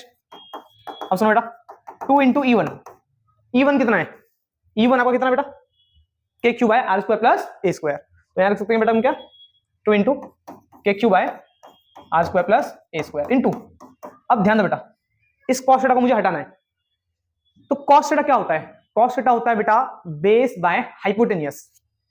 इस ट्रायंगल पे ध्यान दो जरा, थीटा ये रहा, तो थीटा अगर ये है तो थीटा के सामने वाला साइड परपेंडिकुलर, तो बेटा ये आपका परपेंडिकुलर होगा और ये आपका क्या हो जाएगा, बेस, और ये बेस क्या है A, और बेस बाय हाइपोटेनियस, हाइपोटेनियस क्या बेटा, दिस, जो कि है under root R square plus A square, तो मैं cos थीटा को जगह क्या लिखता हूं बेटा, बेस अपॉन हाइपोटेनियस, मतलब A बाय दिस, तो यहां से आपको ये हो जाएगा cos थीटा की जगह पर बेस हमारा A था बेटा और हाइपोटेनियस क्या था बेटा, under root R square plus A square, तो यहां से जो नेट इलेक्ट्रिक फील्ड होगा कितना आएगा, देखो ये 2AQ को पास लिख देता है बेटा, 2AQ इंटू K बाय, बेटा ये रूट का मतलब क्या है, रूट का मतलब है पावर 1/2, और इस पूरे पावर कितना बेटा, बाहर 1 है, और ये रूट का मतलब क्या है, पूरे पावर 1/2, तो अगर बेस सेम है तो पावर 8 हो जाएंगे, तो यहां से आएगा R square plus A square की पावर कितना बेटा, इस पूरे पावर 1 और इस पूरे पावर रूट हटाएंगे तो 1/2 आएगा, तो 1 प्लस 1/2 कितना आ जाएगा बेटा, 3/2।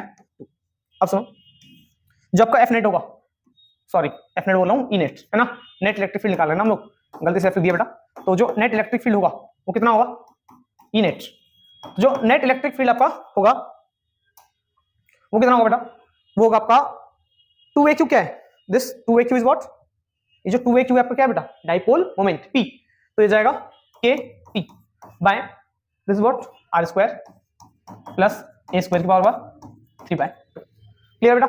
सो this is what your net electric field at equatorial. तो किसी भी पॉइंट पे अगर इक्वेटोरियल पे अगर आपको इलेक्ट्रिक फील्ड निकालना है, उसका फॉर्मूला क्या है बेटा आपके पास, kp upon r square plus a square की पावर 3 बाय 2। अब यहाँ पे एक कॉन्सेप्ट बेटा सेम कि अगर बेटा ये हो r is far greater than a, same case जब r जो हो काफी ज्यादा बड़ा हो किससे, a से, तो उस केस में आपको पता है कि जो a होगा बहुत छोटा होगा और छोटे नंबर का स्क्वायर तो और छोटा होता है, लमसम ये 0 हो जाएगा। तो आपके पास उस केस में जो ई नेट आएगा वो कितना आएगा, kp बाय r स्क्वायर की पावर कितना देखो, ये तो 0 हो गया इंटू 3 बाई 2, तो बेटा 2 से 2 गया, क्या आएगा kp बाय r क्यूब, ठीक है। तो ये रिलेशन और इंपॉर्टेंट है, E net is equal to kp by r cube. I hope बेटा ये एक्सियल और इक्वेटोरियल आपको समझ में आया हो। तो ये दोनों डेरिवेशंस प्रेडोमिनेटली आपके बोर्ड में पूछ लिए जाते हैं, तो ये आपको अच्छे से आना बहुत ज्यादा जरूरी है। सो इसके बाद हम लोग बेटा आगे बढ़ेंगे। यहाँ पे एक चीज और समझना बेटा, है ना, एक सेकंड बस जाओ, इसको मैं थोड़ा साइड कर दूं। इसमें एक और टर्म इंपॉर्टेंट है बेटा, तो बेटा लिख लेना, अगर आपको लिखना हो तो पीछे का है, मैं थोड़ा साइड हो रहा हूँ, स्क्रीनशॉट लेना फटाफट, या लिखना हो तो पॉज करके लिख लेना, फिर आप आगे इसको जाओ तो अभी लिख लेना, है ना, पॉज करके। अब सुनो, अब मैं कह रहा हूँ कि जो एक्सियल पे आया इक्वेटोरियल, जो एक्सियल पे आया इलेक्ट्रिक फील्ड वो कितना था, kp बाय, जो एक्सियल पे आया ध्यान दो जरा, जो एक्सियल पे आया वो क्या था 2 kp बाय r क्यूब, और जो इक्वेटोरियल पे आया वो कितना है बेटा kp बाय r क्यूब। तो यहां से ना एमसीक्यूज वगैरह में या फिर कुछ क्वेश्चंस 1 से 2 नंबर में यहां से पूछ लिए जाते हैं, है ना। तो एक्सियल, ई एक्सियल और ई इक्वेटोरियल, है ना, इनका रेशियो क्या होगा ध्यान देना जरा। तो एक्सियल में आया था बेटा हमारे पास 2 kp बाय r क्यूब, और इक्वेटोरियल में क्या आया था बेटा kp बाय r क्यूब। तो r क्यूब से r क्यूब गया, kp से kp गया। तो यहां से आप ये देख रहे हो E axial by E equatorial is equal to what 2:1, और क्रॉस मल्टीप्लाई किया जाए बेटा E axial is equal to 2 times of E equatorial. इसका मतलब बेटा जो एक्सियल में इलेक्ट्रिक फील्ड डेवलप होगा, डाइपोल के एक्सिस में इलेक्ट्रिक फील्ड होगा, वो डबल होगा किसके, जो इक्वेटोरियल पे इलेक्ट्रिक फील्ड डेवलप हो रहा है। तो एक्सिस में जो होगा डाइपोल के वो इलेक्ट्रिक फील्ड स्ट्रांग होगा, लेकिन उसके इक्वेटोरियल पे क्या होगा बेटा, इलेक्ट्रिक फील्ड बहुत थोड़ा सा वीक होगा, आप बोल सकते हो हाफ हो जाएगा किसके, एक्सियल के, और एक्सियल का हो जाएगा डबल किसके, इक्वेटोरियल के। यहां से एमसीक्यू पूछा जाएगा बेटा, ध्यान रखना, सारे वो जो क्वेश्चंस होंगे हम लोग अभी कुछ देर बात करने वाले हैं। आई होप आप लोगों को समझ में आ गया होगा, आगे बढ़ेंगे नेक्स्ट। सो नेक्स्ट बेटा इसके बाद हमारा है कि अब जो डाइपोल है, यहां से देखो न्यूमेरिकल बनेगा, श्योर है कि 2 मार्क्स में ज्यादातर न्यूमेरिकल चांसेस होते हैं कि इजी टॉपिक से बने। टॉर्क, है ना, नेक्स्ट हमारा क्या बेटा, torque on an electric dipole, ठीक है। किसी भी इलेक्ट्रिक डाइपोल पे क्या हो बेटा, टॉर्क कितना लगेगा। तो जैसे कि आपके पास एक इलेक्ट्रिक फील्ड है, अब इस इलेक्ट्रिक फील्ड में आपने क्या कर रखा है बेटा, एक डाइपोल कर रखा है, लेट्स से एक डाइपोल है ना, +q और -q, ये आपका इलेक्ट्रिक फील्ड ई सामने की तरफ है, और इनके बीच का डिस्टेंस कितना बेटा 2a।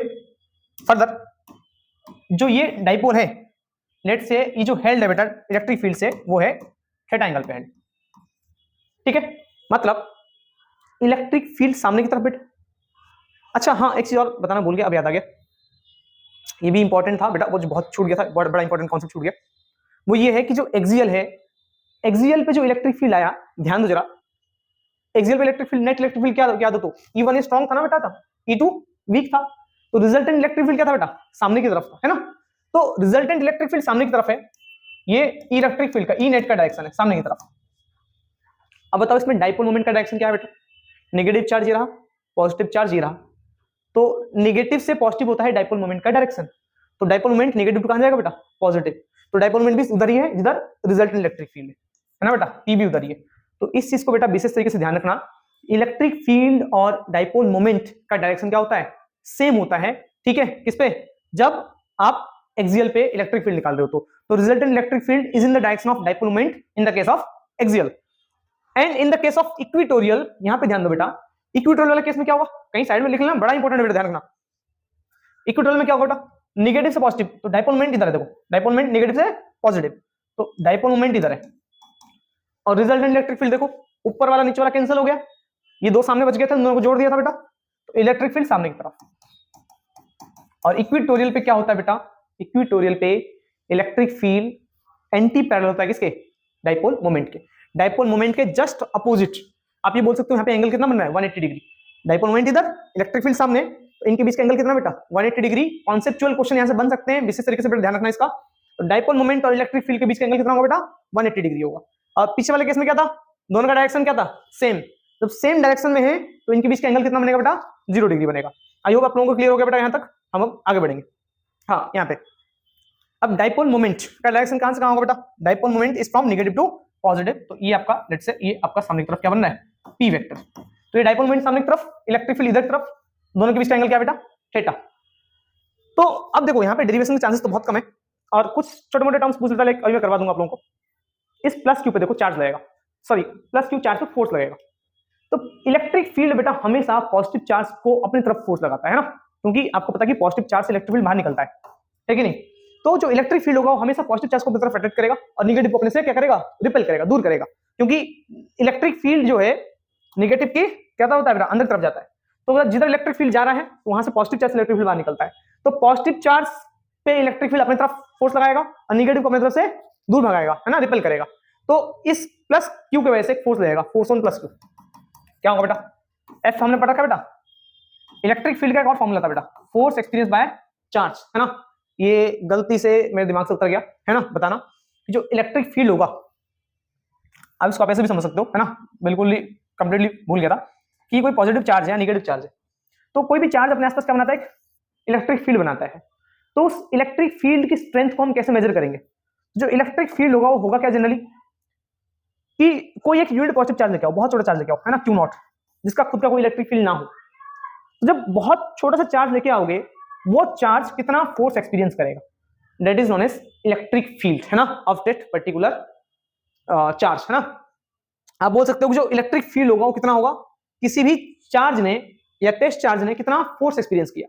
जितना ज्यादा ये टेस्ट चार्ज फोर्स एक्सपीरियंस करेगा उतना स्ट्रॉन्ग उसका पे मैग्नेटिक फील्ड होगा, सॉरी इलेक्ट्रिक फील्ड होगा। तो जितना स्ट्रॉन्ग फोर्स एक्सपीरियंस करोगे बेटा उतना ही स्ट्रॉन्ग इलेक्ट्रिक फील्ड होगा, है ना। तो इलेक्ट्रिक फील्ड का फॉर्मूला क्या था बेटा एफ बाई क्यू। तो यहां से जो फोर्स होगा वो कितना जाएगा क्यू। तो इस प्लस क्यू चार्ज पे जो फोर्स लगेगा वो क्या लगेगा क्यू। किधर लगेगा बेटा towards what E, electric field के अलोंग।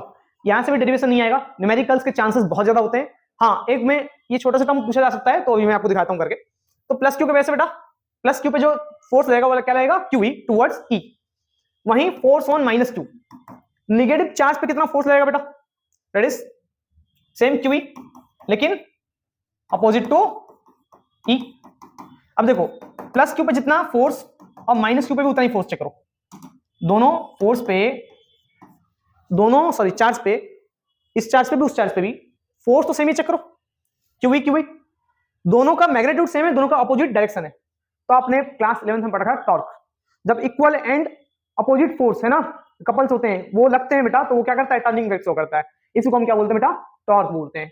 तो जो नेट फोर्स होगा कितना होगा बेटा, इस पे नेट फोर्स होगा, दोनों को माइनस कर दो क्योंकि अपोजिट में ना बेटा, माइनस करने पे क्या आंसर आएगा 0। तो न्यूमेरिकल्स में ज्यादा से ये पूछ सकता है आपसे कि शो करो किसी भी डाइपोल को जब हम लोग इलेक्ट्रिक फील्ड में रखेंगे नेट फोर्स 0 आएगा। तो नेट फोर्स यहाँ पे 0 हो गया, ठीक है बेटा। तो यहाँ से कपल क्रिएट होगा और फिर चाहो तो आप डेरिवेशन से खुद से भी देख सकते हो। जो टॉर्क होगा क्या होगा force into perpendicular distance. Force हमारा कितना आ गया क्यू, और जो परपेंडिकुलर डिस्टेंस होगा फोर्स हमारा क्यू आ गया ना, परपेंडिकुलर डिस्टेंस हम लोग यहाँ से मेजर करते हैं, ये दिस, ये परपेंडिकुलर डिस्टेंस ये वाला, है ना, ये वाला डिस्टेंस। तो ये डिस्टेंस कितना होगा बेटा, ये डिस्टेंस निकालने के लिए मैं क्या करूंगा, आपको हाइपोटेन्यूज पता है, आपको हाइपोटेन्यूज पता है और ये एंगल पता है, ये थीटा है तो कितना हो जाएगा बेटा थीटा हो जाएगा। तो हाइपोटेन्यूज पता है आपको और आपको परपेंडिकुलर निकालना है। तो हाइपोटेन्यूज परपेंडिकुलर किसमें होता है बेटा साइन में। तो साइन थीटा कितना होगा परपेंडिकुलर, जो आपको निकालना है ये परपेंडिकुलर डिस्टेंस है ना, पी मान लेते हैं, परपेंडिकुलर डिस्टेंस निकालना आपको। और हाइपोटेन्यूज क्या बेटा दिस 2a। तो यहाँ से p कितना हो जाएगा 2a sin थीटा। तो यहाँ जो परपेंडिकुलर डिस्टेंस वहां के लिखेंगे बेटा 2a sin थीटा। अब यहाँ से ये जो 2a sin थीटा होता है बेटा ये हमारा होता है dipole moment. So this 2a sin theta 2a q is what dipole moment. जो टॉर्क आएगा फाइनली आपका वो कितना आएगा, मैं ना इधर उधर कहीं भी लिख देता हूँ। तो 2a q क्या आएगा बेटा, this torque is equal to what p, फिर साथ में क्या है ये डाइपोल मोमेंट हो गया, फिर e sin थीटा। और in vector form we can write this what, we can write this what p cross e। ये आपका टॉर्क का फॉर्मूला हो गया, है ना। Tau is equal to pe sin theta where theta is the angle between p and e, dipole moment और electric field के बीच का एंगल, है ना बेटा। तो ध्यान रखना, मैंने ऑल्दो करवा दिया डेरिवेशन, बट इतना इंपॉर्टेंट है नहीं, आ जाए तो कर लेना, ठीक है।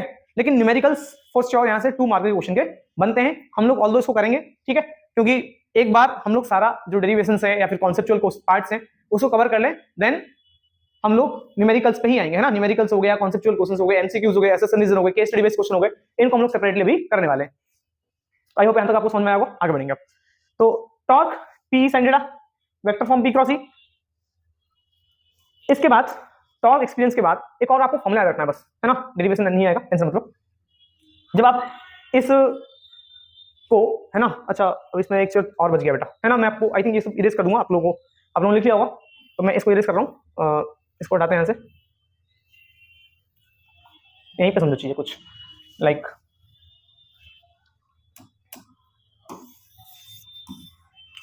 ये टॉर्क आया, यहां पे ध्यान रखना, यहां से बड़ा इंपॉर्टेंट पार्ट पूछा जाएगा आपसे न्यूमेरिकल में। टॉर्क आया हमारे पास पीई sin थीटा। तो पहला case tau max, maximum torque. Torque maximum किसी बॉडी पे कब लगेगा? तो टॉर्क मैक्सिमम कब लगेगा बेटा? टॉर्क डिपेंड कर रहा है sin थीटा के वैल्यू के ऊपर मेनली। इस sin थीटा की वैल्यू मैक्सिमम कब होगा? आपको पता है कि जो sin थीटा होता है उसकी मैक्सिमम वैल्यू कितनी होती है बेटा? 1। ये 1 जो होगा ना बेटा वो आपको मिलेगा किस पे? sin 90 पे। तो मतलब थीटा कितना होगा बेटा? 90 डिग्री। तो जब इलेक्ट्रिक फील्ड और डाइपोल मोमेंट के बीच 90 डिग्री का एंगल बनेगा बेटा, उस केस में जो टॉर्क होगा मैक्सिमम लगेगा, सबसे ज्यादा तेज से वो घूम रहा होगा, है ना। जब इस केस इस पोजीशन पे होगा ना इलेक्ट्रिक फील्ड के परपेंडिकुलर, तो सबसे तेज घूम रहा होगा, ठीक है बेटा। तो मैक्सिमम टॉर्क लगेगा जब एंगल कितना हो? 90 डिग्री हो। तो tau max PE sin 90, sin 90 कितना होता है बेटा? 1 होता है, तो उस केस में क्या आएगा? पीई। तो मैक्सिमम टॉर्क के लिए फॉर्मूला रखना बेटा P इंटू ई। दूसरा एक केस और है, इसमें दो टर्म्स आएंगे, stable equilibrium and unstable equilibrium. तो फर्स्ट ऑफ ऑल हम देखते हैं स्टेबल इक्विलिब्रियम क्या होता है। तो देखो बेटा स्टेबल इक्विलिब्रियम क्या है? इक्विलिब्रियम का कैसे है कि जब इलेक्ट्रिक फील्ड, ये सामने आपका इलेक्ट्रिक फील्ड है और कोई चार्ज है और कोई डाइपोल है, ये प्लस क्यू और ये माइनस क्यू, और इलेक्ट्रिक फील्ड सामने की तरफ, डाइपोल मोमेंट बताओ किधर है बेटा? डाइपोल मोमेंट भी सामने ही चेक करो। डाइपोल मोमेंट कहां से होता है बेटा? नेगेटिव टू पॉजिटिव, तो डाइपोल मोमेंट भी सामने है। तो जिधर डाइपोल मोमेंट उधर ही इलेक्ट्रिक फील्ड। तो डाइपोल मोमेंट और इलेक्ट्रिक फील्ड के बीच का एंगल कितना बेटा? जब दोनों सेम डायरेक्शन पे है, एंगल कितना है? 0 डिग्री। क्लियर है बेटा? तो स्टेबल इक्विलिब्रियम के लिए ध्यान रखना आपको, थीटा कितना होगा? 0 डिग्री। ना स्टेबल का मतलब समझो क्या होता है। इस प्लस क्यू को किधर जाना था? पॉजिटिव चार्ज को इलेक्ट्रिक फील्ड के अलोंग जाना था, तो देखो इलेक्ट्रिक फील्ड के अलोंग ही तो है। नेगेटिव चार्ज को इस इलेक्ट्रिक फील्ड से दूर जाना था, देखो दूरी तो है ना। तो इस पे इलेक्ट्रिक फील्ड इसको आगे खींच रहा है, देखो इस चार्ज को इलेक्ट्रिक फील्ड आगे खींच रहा है ना, और इसको पीछे खींच रहा है। तो अभी कहीं नहीं जाएगा क्योंकि अभी क्या आ गया? इक्विलिब्रियम में आ गया। घूमता कब? जब टॉर्क लगता। अभी तो कोई टॉर्क लगेगा नहीं, क्योंकि जैसे ऐसा होता तो अब ऐसे घूमे, ऑपोजिट फोर्स लगेगा तो घूमेगा। बट अब इस केस में है इलेक्ट्रिक फील्ड इसको आगे खींच रहा है और इसको पीछे खींच रहा है, तो कहीं जाएगा? कहीं नहीं जाएगा। तो इस केस में ये हुआ स्टेबल इक्विलिब्रियम। और स्टेबल क्यों? क्योंकि पॉजिटिव चार्ज इलेक्ट्रिक फील्ड के अलोंग है और नेगेटिव इलेक्ट्रिक फील्ड से दूर है। तो एंगल 0 डिग्री, ठीक है बेटा, किसके? पी और ई के बीच। आगे समझ? तो स्टेबल इक्विलिब्रियम वाले केस में क्या होता है? टॉर्क अब लगेगा ही नहीं, टॉर्क होता है मिनिमम। टॉर्क क्या होता है बेटा? मिनिमम। तो स्टेबल इक्विलिब्रियम केस में होगा टाउ मिनिमम, और मिनिमम टॉर्क कितना होगा बेटा? 0। कोई भी टॉर्क लगेगा ही नहीं, क्योंकि 0 जैसे पुट करोगे sin 0 कितना होता है बेटा? sin 0 होता है 0, 0 इंटू समथिंग 0, टॉर्क हो गया आपका 0, मिनिमम टॉर्क। तीसरा केस इसमें क्या हुआ? Unstable equilibrium. तो बेटा अनस्टेबल इक्विलिब्रियम क्या होगा? ध्यान देना, अनस्टेबल इक्विलिब्रियम देखेंगे। अब चार्जेस को चेंज कर दो, मतलब अब यहां ले आओ क्या? नेगेटिव चार्ज यहां ले आओ बेटा, पॉजिटिव चार्ज। अब डाइपोल मोमेंट का डायरेक्शन क्या कर दो? चेंज कर दो। डाइपोल मोमेंट अब कर दो इधर उल्टा। डाइपोल मोमेंट अब इलेक्ट्रिक फील्ड के अपोजिट कर दो, नेगेटिव उधर चला गया, पॉजिटिव इधर आ गया। अब सुनो बेटा ध्यान से जरा, तो इलेक्ट्रिक फील्ड के जस्ट अपोजिट क्या बेटा? इलेक्ट्रिक फील्ड के जस्ट अपोजिट क्या है? Dipole moment. अब यहां पे भी देखो जरा, इस पे कोई टॉर्क नहीं लगेगा। रीजन? इस पॉजिटिव को इलेक्ट्रिक फील्ड अपने साथ ले आना चाह रहा है, तो फोर्स लगा रहा है सामने की तरफ, है ना।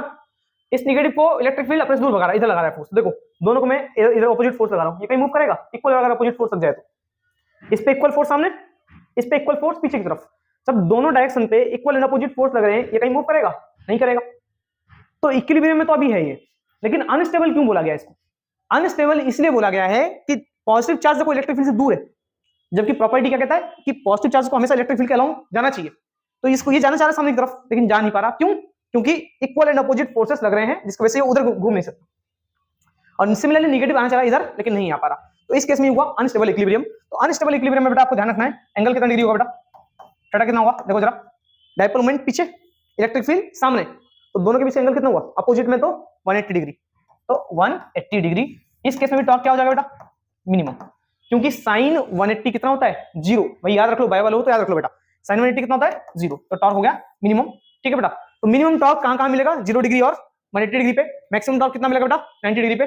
ध्यान रखना, बहुत इंपॉर्टेंट कॉन्सेप्ट है न्यूमेरिकल्स के पर्सपेक्टिव से, क्योंकि इस जो अपने आपको टॉपिक पढ़ा, इस टॉपिक से न्यूमेरिकल ओरिएंटेड क्वेश्चन ही ज्यादातर बनते हैं बेटा, है ना।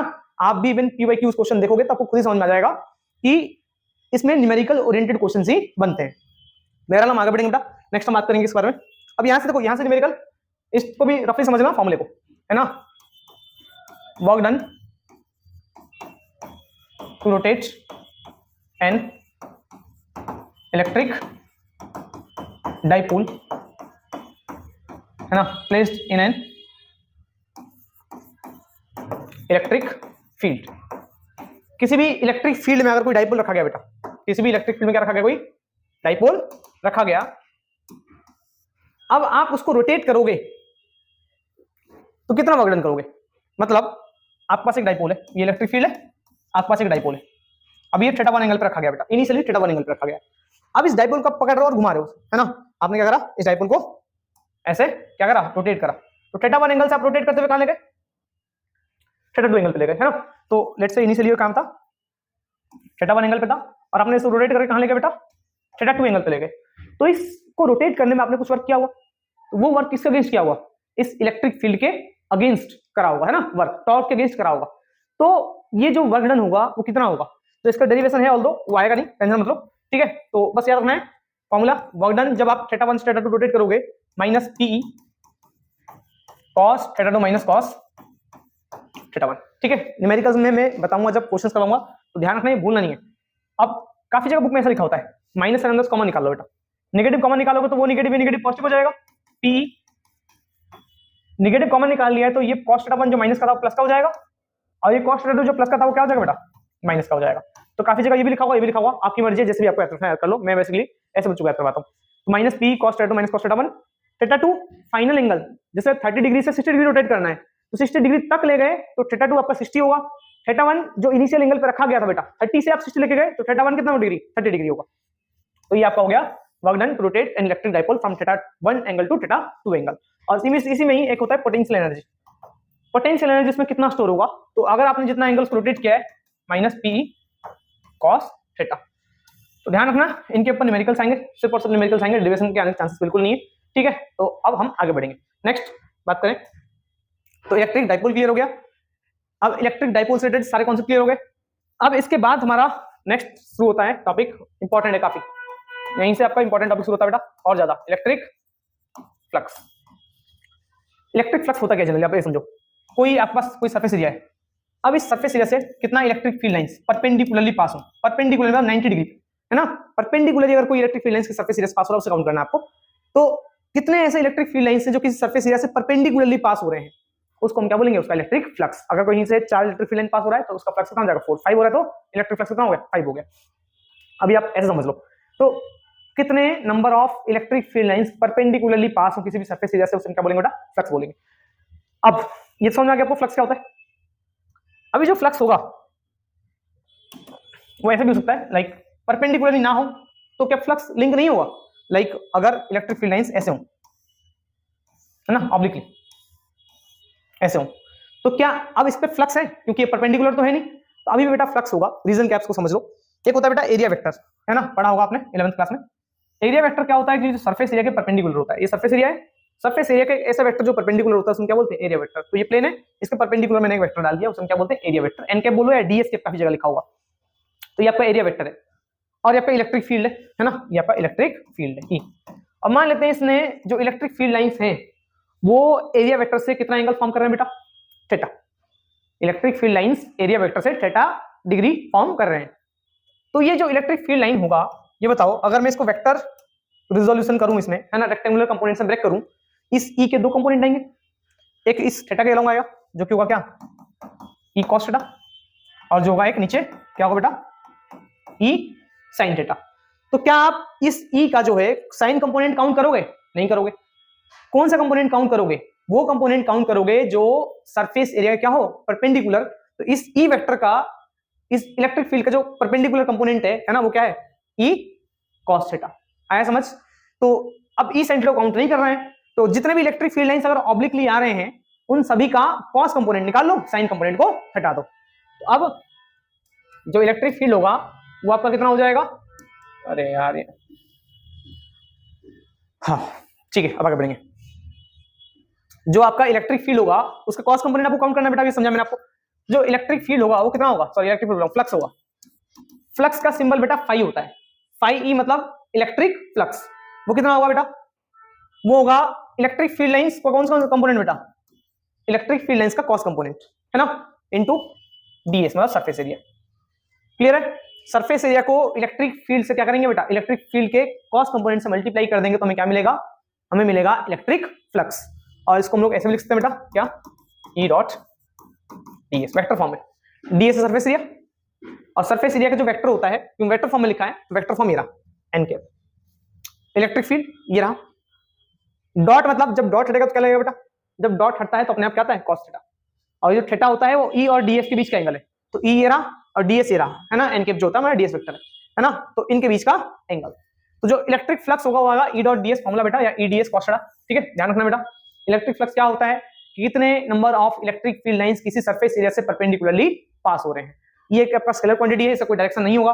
दूसरी बात, यूनिट की बात करें, यूनिट क्या होना चाहिए बेटा, इलेक्ट्रिक फील्ड की यूनिट क्या होती है बेटा, न्यूटन पर कूलम, इनटू सरफेस एरिया क्या होता है बेटा, मीटर स्क्वायर। तो न्यूटन मीटर स्क्वायर पर कूलम इज द ऐसा unit of what, electric flux. Clear है? आई होप आप लोगों के समझ में आया होगा। अब हम आगे बढ़ेंगे। इलेक्ट्रिक फ्लक्स काफी इंपॉर्टेंट है बेटा, फ्लक्स समझना जरूरी है, नहीं तो आगे के कुछ भी कॉन्सेप्ट आप समझ नहीं पाओगे, क्योंकि इसके बाद सीधा सीधा फ्लक्स फ्लक्स चाहिए पूरा काम। तो इलेक्ट्रिक फ्लक्स आ गया समझ कि कितना इलेक्ट्रिक फील्ड लाइंस परपेंडिकुलरली किस सरफेस एरिया से पास हो। अगर परपेंडिकुलरली पास नहीं हो रहा, ऑब्लिकली पास हो रहा है, तो हमें करना क्या है, उन इलेक्ट्रिक फील्ड लाइंस का रेक्टेंगुलर कंपोनेंट्स है ना, वेक्टर रिजोल्यूशन करेंगे, जिससे उसके दो कंपोनेंट्स आएंगे, ई कॉस ई साइन। हमें क्या करना है, जो परपेंडिकुलर होता है, जो कि साइन सॉरी परपेंडिकुलर कंपोनेंट कौन सा है, कॉस, उस कॉस कंपोनेंट को काउंट करना है, साइन काउंट नहीं करना है, क्योंकि कॉस जो होता है सरफेस से क्या होता है, परपेंडिकुलर होता है। ठीक है, आई होप बेटा आप लोगों को समझ में आएगा। आगे बढ़ेंगे। Electric flux clear, electric flux से रिलेटेड फॉर्मूलेस क्लियर है ना, ऑल्दो हम क्वेश्चन आराम से करेंगे है ना, उससे कोई टेंशन मत नहीं, क्वेश्चन नहीं होगा, क्वेश्चन आराम से होगा। पहले कॉन्सेप्ट को एक बार टच कर लो है ना, रिवीजन चल रहा है आपका। और डिवीजन में मैं वही इंपॉर्टेंट डेरिवेशन करवा रहा हूं जो कि बोर्ड्स में आएगा। तो अभी तक 2 डेरिवेशन हो चुके हैं, अब 3 डेरिवेशन, अब ये लास्ट है, इस बार चैप्टर हो जाएगा खत्म। ठीक है, 15 से 20 मिनट का चैप्टर होगा और फटाफट आगे देखेंगे अब। ठीक है, नेक्स्ट। अब देखो, फ्लक्स को मेजर करना है ना बड़ा आसान नहीं था। अगर सरफेस एरिया इरेगुलर हुआ, एरिया निकालने में दिक्कत है, और अगर कोई चार्ज है मान लेते हैं और इलेक्ट्रिक फील्ड लाइंस ऐसे आगे देखो, ठीक है, तो सभी तो अलग अलग एंगल बनाएंगे। जब एंगल सबका अलग अलग हुआ एरिया वेक्टर से, तो एंगल मेजरमेंट में भी दिक्कत है। तो फ्लक्स का जो फ्लक्स आप फाइंड आउट करोगे वो बड़ा आसान प्रोसेस नहीं है इस फॉर्मूले से, तो इसको मॉडिफाई किया गया बेटा। और मॉडिफाई करने के बाद जो है फ्लक्स बड़े इजीली आप कैलकुलेट कर सकते हो बाय यूजिंग गॉस थ्योरम।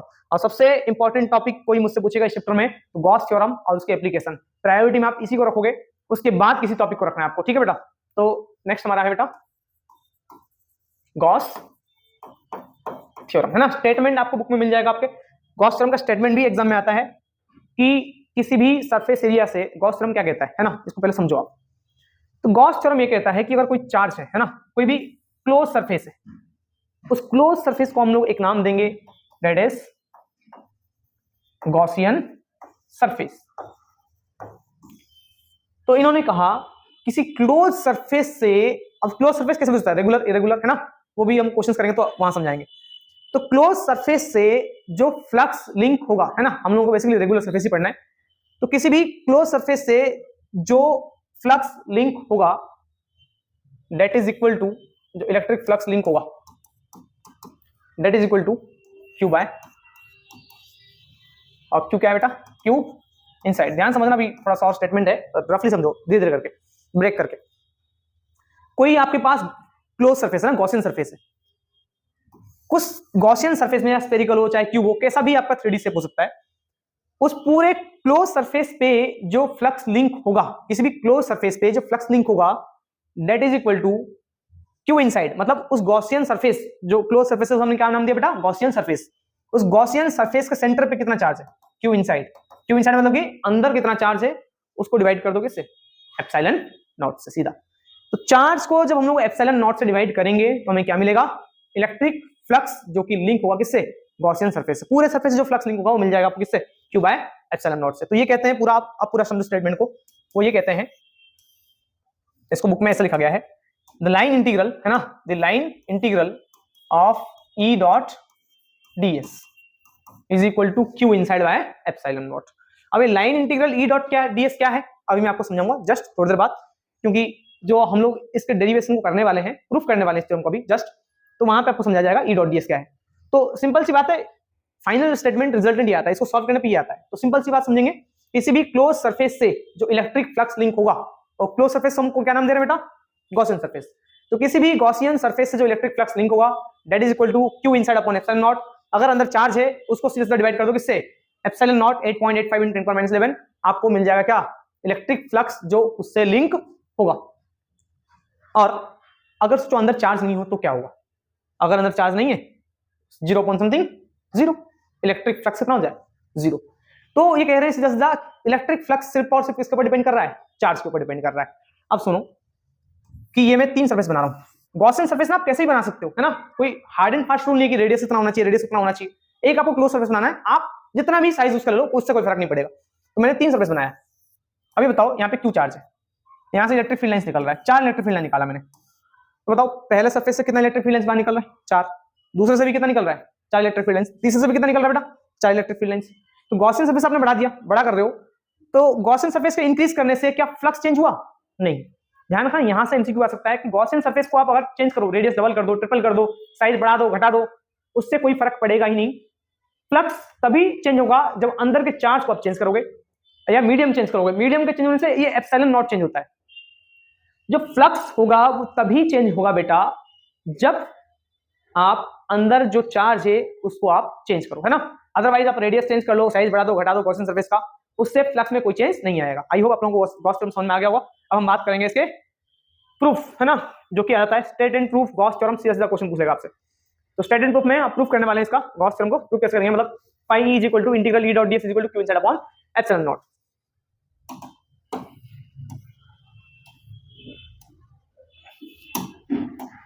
तो अब हम शुरू करने वाले बेटा इसका प्रूफ, ठीक है,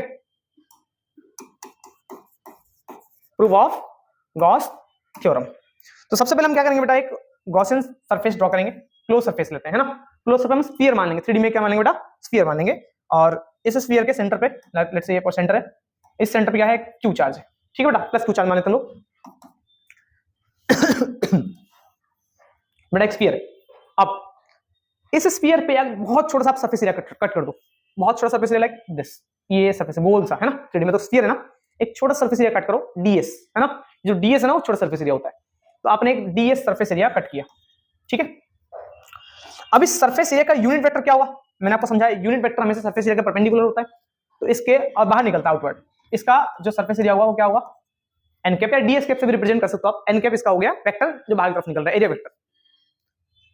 अब ये बताओ मुझे निकालना है इस पूरे स्फीयर से, अब ये डिस्टेंस मान लेते हैं कितना है, ये डिस्टेंस हमारा है क्या बेटा, r, है ना। एज्यूम कर लो कि वो जो एक हमने ds सरफेस एरिया काटा है वहां पे वो डिस्टेंस उसका क्या है, सेंटर से r। और आप समझ भी लो कि हर एक डिस्टेंस कितना हुआ, r ही हुआ यहाँ, क्योंकि डिस्टेंस चेंज नहीं हो रहा, स्फीयर का रेडियस तो हमेशा कांस्टेंट रहेगा। तो यहाँ पे अब हमें समझना है क्या कि स्मॉल एरिया आपने कट किया है। अब सबसे पहले आप ये बताओ, इस पॉइंट को मान लेते हैं p पॉइंट, है ना, p पॉइंट। अब देखो करना क्या है, इलेक्ट्रिक फील्ड एट p, है ना, या electric field eight p point पे जो इलेक्ट्रिक फील्ड होगा वो कितना होगा, ये चार्ज है, चार्ज अपने आसपास क्या बनाएगा बेटा, इलेक्ट्रिक फील्ड बनाएगा। वो इलेक्ट्रिक फील्ड की स्ट्रेंथ कितनी होगी, वो इलेक्ट्रिक फील्ड निकालना आपको क्या करना पड़ेगा, ये जो इलेक्ट्रिक फील्ड होगा वो कितना होगा, इलेक्ट्रिक फील्ड में क्या पढ़ा बेटा, किसी चार्ज की वजह से किसी पॉइंट पे इलेक्ट्रिक फील्ड कितना होता है, k/r²। तो k चार्ज q और डिस्टेंस कितना बेटा हमारा, r²। और इलेक्ट्रिक फील्ड का डायरेक्शन किधर होगा बताओ, पॉजिटिव चार्ज से इलेक्ट्रिक फील्ड बाहर निकलता है, तो ये इलेक्ट्रिक फील्ड भी किधर जाएगा बेटा, आउटवर्ड, है ना, बाहर की तरफ निकलेगा। ठीक, क्यों निकलेगा बेटा, ये आउटवर्ड, ठीक है ना। इलेक्ट्रिक फील्ड आ गया।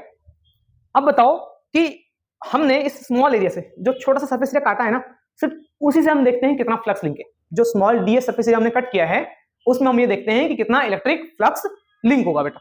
तो बात करें आगे। Now electric flux linked with surface area, ऐसे मतलब सरफेस एरिया बेटा है ना, विद सरफेस एरिया ds। तो ds सरफेस एरिया से कितना फ्लक्स लिंक होगा बेटा, ध्यान देंगे जरा, जो फ्लक्स लिंक होगा वो कितना होगा, फाई इलेक्ट्रिक फ्लक्स। क्या होता है बेटा इलेक्ट्रिक फ्लक्स, ई डॉट, आप सिर्फ फाई लिख दो कोई दिक्कत नहीं, ई डॉट ds है ना, ये तो आपने पढ़ा रखा ना इलेक्ट्रिक फ्लक्स का डेफिनेशन। जो फ्लक्स होता है क्या होता है बेटा, ई डॉट ds, तो हम ई डॉट ds तो लिख सकते हैं वहां पे, सरफेस एरिया उसका ds है और इलेक्ट्रिक फील्ड क्या बेटा वहां पे E। अब ये इलेक्ट्रिक फील्ड है क्या बेटा, देखो k q by r square और सरफेस एरिया ds है, और डॉट हटेगा तो क्या होगा बेटा, cos थीटा आएगा। थीटा क्या होता है, इलेक्ट्रिक फील्ड और एरिया वेक्टर के बीच का एंगल, डॉट हटाएंगे तो E और ds के बीच का एंगल चाहिए। इलेक्ट्रिक फील्ड देखो सामने और एरिया वेक्टर भी सामने, तो इलेक्ट्रिक फील्ड इधर एरिया वेक्टर भी उधर, एंगल कितना होगा बेटा, जब दोनों सेम डायरेक्शन में है एंगल हो गया 0। cos 0 कितना होता है बेटा 1 into something k q by r square into ds। क्या है ये, अच्छा ये जो फ्लक्स आएगा ये भी देखो, बहुत आपने छोटा सरफेस एरिया लिया है, छोटे से सरफेस एरिया में फ्लक्स भी क्या होगा, बहुत कम जो होगा होगा लिंक, तो बहुत छोटे सरफेस एरिया में फ्लक्स भी बहुत कम ही लिंक होगा, है ना बेटा। तो डी फाई आ गया this, let's say question number first है ना, आप ऐसे छोड़ दो कोई दिक्कत नहीं। अब इसके बाद इसको थोड़ा सा हम करेंगे साइड इधर की तरफ, ठीक है बेटा। फर्दर जो इलेक्ट्रिक फ्लक्स लिंक हुआ वो कम हुआ, अब मुझे क्या करना है, इस हमें क्या इस ds से निकालना है फ्लक्स, हमें तो पूरे स्फीयर से मतलब है।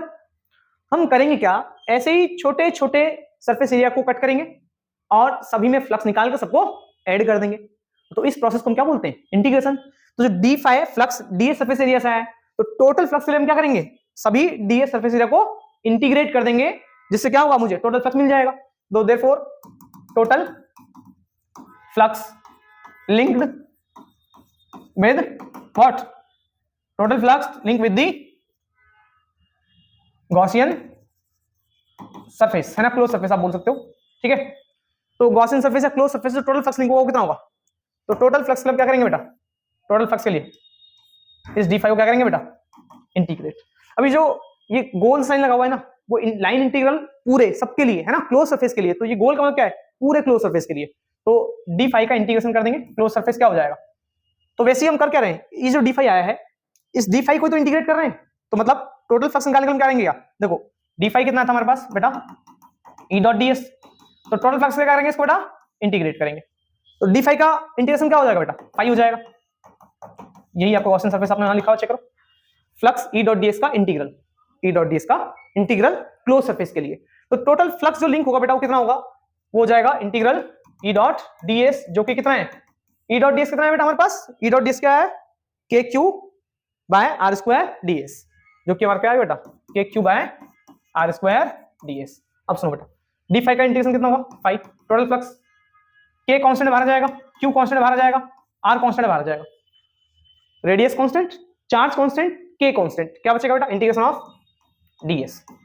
डीएस क्या है, सरफेस एरिया, किसका सरफेस एरिया बेटा, इस स्फीयर का सरफेस एरिया, तो स्फीयर का जो सरफेस एरिया होता है वो क्या होता है, 4 पाई आर स्क्वायर, तो यहां से हम ये बोलेंगे k Q by are square into 4 pi are square. Clear बेटा, तो ये आर स्क्वायर से बेटा ये आर स्क्वायर गया, क्लियर।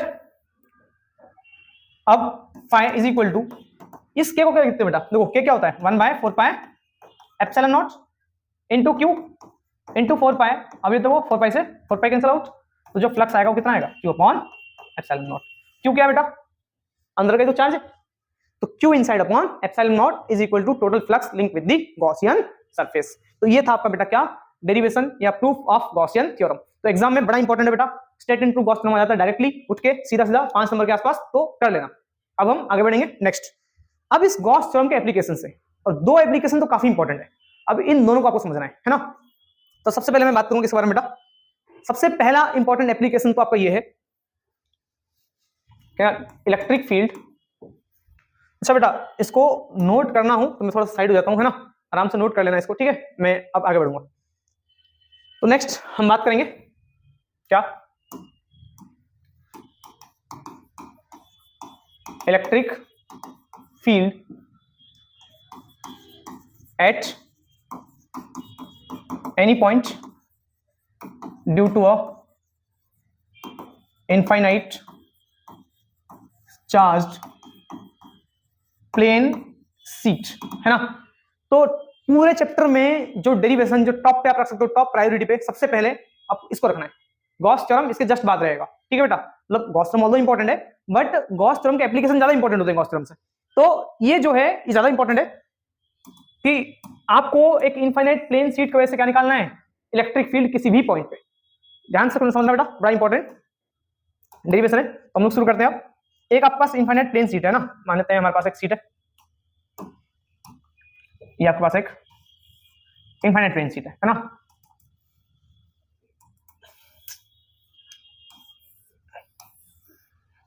तो ये आपके पास एक इनफाइनाइट प्लेन सीट है, ठीक है बेटा।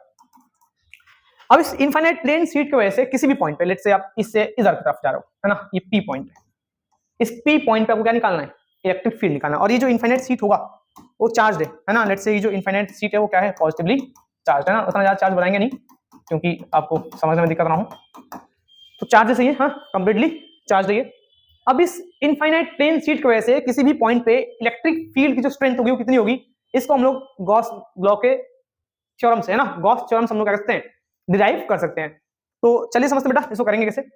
सबसे पहले गॉस थ्योरम क्या कहता है, गॉस थ्योरम कब अप्लाई होगा, गॉस थ्योरम के लिए आपको चार्जेस को कहां लेना पड़ेगा, सेंटर पे, और एक गॉसियन सरफेस ड्रॉ करना पड़ेगा, ठीक है। एक गॉसियन सरफेस ड्रॉ करोगे जिससे चार्जेस कहां जाए बेटा, चार्जेस आ जाए सेंटर पे। तो सबसे पहले हम लोग क्या करेंगे, गॉसियन सरफेस को ड्रॉ करेंगे यहाँ पे। अब चार्ज तो यहाँ पे है ना, इस चार्ज को सेंटर पे लेके आना है और मुझे इस पी पॉइंट पे इलेक्ट्रिक फील्ड चाहिए। मैं क्या काम करूंगा बेटा, यहां से एक सरफेस एरिया ऐसे कट कर दूंगा, मतलब ऐसे देखो ऐसे, ठीक है। यहां से एक सीट, इस सीट से एक सरफेस एरिया कट करूंगा जो कि इस पी पॉइंट तक जाएगा, क्लियर। मुझे इस पी पॉइंट पे क्या निकालना है, इलेक्ट्रिक फील्ड निकालना है। और ये चार्ज सेंटर पे होना चाहिए, तो अभी क्या चार्ज सेंटर पे है, नहीं, सेंटर तो इस गॉसियन सरफेस का यहाँ है ना। तो मैं एक काम करूंगा, इसको थोड़ा सा और पीछे एक्सटेंड कर दूंगा, है ना बेटा, ऐसा कुछ। और ये डिस्टेंस में क्या मान लूंगा बेटा, आर। मतलब इस सीट के आर डिस्टेंस दूर मुझे इस पी पॉइंट पे क्या चाहिए, इलेक्ट्रिक फील्ड चाहिए। हमारा टारगेट क्या है, इस सीट की वजह से पी पॉइंट पे इलेक्ट्रिक फील्ड चाहिए मुझे। तो इस सीट के वजह से पी पॉइंट पे जो इलेक्ट्रिक फील्ड होगा उसका डिस्टेंस में क्या मान लूंगा, आर डिस्टेंस की दूरी पे वो पी पॉइंट सिचुएटेड है। अब गॉसियन सरफेस ड्रॉ कर लिया हमने, देखो सबसे पहले चार्ज सेंटर पे आ गया, चेक कर लो, जो भी चार्जेस होगा वहीं तो होगा प्लेट पे, ये चार्ज सेंटर पे आ गया बेटा। तो ये डिस्टेंस अगर आर है तो हमने पीछे भी डिस्टेंस कितना मेजर कर लिया बेटा, आर कर लिया, ठीक है बेटा। अब जिससे क्या आ गया, चार्ज सेंटर पे आ गया। अब मैं इसको थोड़ा सा मिनिमाइज कर दूंगा, है ना, जिससे कि थोड़ा सा बोर्ड पे स्पेस बन जाए बेटा, हम लोग लिख पाए। तो आई थिंक इतना इनफ है, ठीक है। अब सुनो, गॉस थ्योरम क्या कहता है कि अब इस क्लोज सरफेस, मतलब इस गॉसियन सरफेस जो अपने सिलेंडर ड्रॉ किया, सिलेंडर ड्रॉ करा, जिससे क्या हुआ, चार्जेस सेंटर पे आ गए। अब इस गॉसियन सरफेस पे जो टोटल फ्लक्स लिंक होगा वो क्या होगा, क्यू बाय एप्सिलॉन नॉट। तो अब हम बात करें बेटा, जो फ्लक्स लिंक होगा इससे, जो फ्लक्स आपका लिंक होगा, उससे पहले आप ये समझ लो कि lambda, this is what, sorry lambda बोल रहा हूं, sigma, sigma is what, surface charge density of the seat, है ना। इनफाइनाइट प्लेन सीट की जो सरफेस चार्ज डेंसिटी है बेटा, उसे हमने क्या मान लिया है, सिग्मा। अब सरफेस चार्ज डेंसिटी क्या होता है समझो, सरफेस चार्ज डेंसिटी होता है चार्ज पर यूनिट एरिया। अब ये समझ लो कि ये 100 सेंटीमीटर स्क्वायर का एरिया है, 100 सेंटीमीटर स्क्वायर एरिया में बेटा 100, या आप सोच लो कि 200 कूलम चार्ज है, तो 100 सेंटीमीटर स्क्वायर एरिया में 200 कूलम चार्ज है। तो 1 सेंटीमीटर स्क्वायर एरिया में कितने चार्ज होंगे, तो 1 सेंटीमीटर स्क्वायर में कितना होगा, 100 में अगर 200 है तो एक में कितना होगा, 2 होगा, डिवाइड कर दिया आपने। तो चार्ज पर यूनिट एरिया, एक unit area, like 1 centimetre square area में कितना चार्ज हुआ, 1 मीटर स्क्वायर एरिया में कितना चार्ज है, that is known as what, surface charge density, उसे हम क्या बोलते हैं बेटा, सिग्मा। क्लियर है। अब सोचो आपको ये पता हो कि 1 सेंटीमीटर स्क्वायर एरिया में आपके पास 100 कूलम है, मान लो एग्जांपल के लिए 1 सेंटीमीटर स्क्वायर एरिया में आपको 100 कूलम है, तो इसका मतलब ये क्या गिवन है आपको, सिग्मा गिवन है 100, ठीक है, समझने के पॉइंट ऑफ व्यू से। 1 सेंटीमीटर स्क्वायर या 1 metre square unit square area में कितना चार्ज है उसे हम क्या बोलेंगे बेटा, सरफेस चार्ज डेंसिटी बोलेंगे। अगर 1 सेंटीमीटर स्क्वायर एरिया में 100 कूलम है तो 10 सेंटीमीटर स्क्वायर एरिया में कितना होगा बेटा, 100 into 10 that is 1000।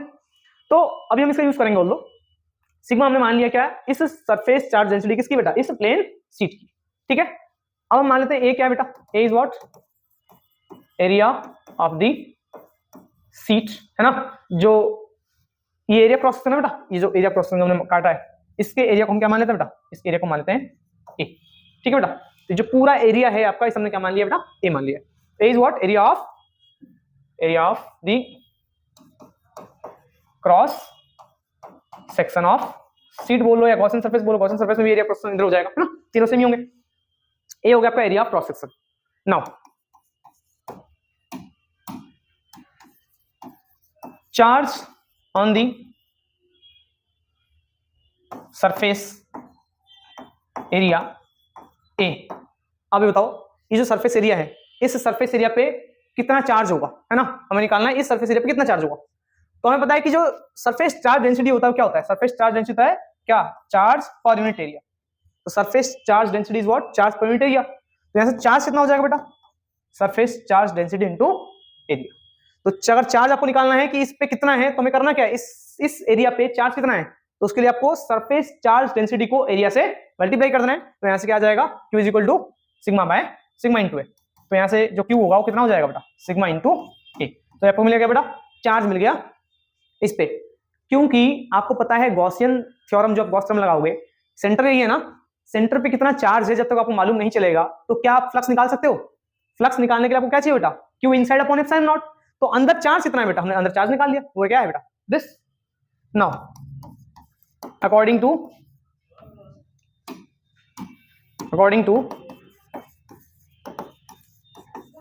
Gauss theorem, जो टोटल फ्लक्स लिंक होगा किससे, गॉसियन सरफेस से, इस टोटल गॉसियन सरफेस से जो फ्लक्स लिंक होगा वो कितना हो जाएगा, Q इनसाइड अपॉन, मैं ऐसा लिख रहा हूं, टोटल फ्लक्स जो लिंक होगा, टोटल फ्लक्स वो कितना हो जाएगा बेटा, टोटल फ्लक्स होगा। सो बेटा थोड़ा डिस्टर्बेंस हो गया था, अब आगे देखते हैं ना। अकॉर्डिंग टू गॉस थ्योरम, अब गॉस थ्योरम के अकॉर्डिंग क्या होगा बेटा, जो टोटल फ्लक्स इससे लिंक होगा गॉसियन सरफेस से वो कितना होगा, टोटल फ्लक्स जो लिंक होगा क्या होगा, Q अपॉन एप्सिलॉन नॉट, मतलब Q inside upon epsilon naught. अब जो फ्लक्स लिंक होगा टोटल फ्लक्स वो कितने सरफेस से होगा चेक करो। यहाँ पे जो गॉसियन सरफेस आपको दिख रहा है, यहाँ पे तीन सरफेस है, यहाँ पे देखो, एक ये वाला सरफेस एरिया दिख रहा है आपको, एक ये दिख रहा है फ्लैट, और तीसरा आपको दिख रहा है ये जो कर्व सरफेस एरिया सिलेंडर का, देखो ना ये सिलेंडर एक कर्व सरफेस एरिया हुआ, ठीक है, तो एक कर्व सरफेस एरिया, एक इधर फ्लैट सरफेस एरिया और एक उधर flat surface area.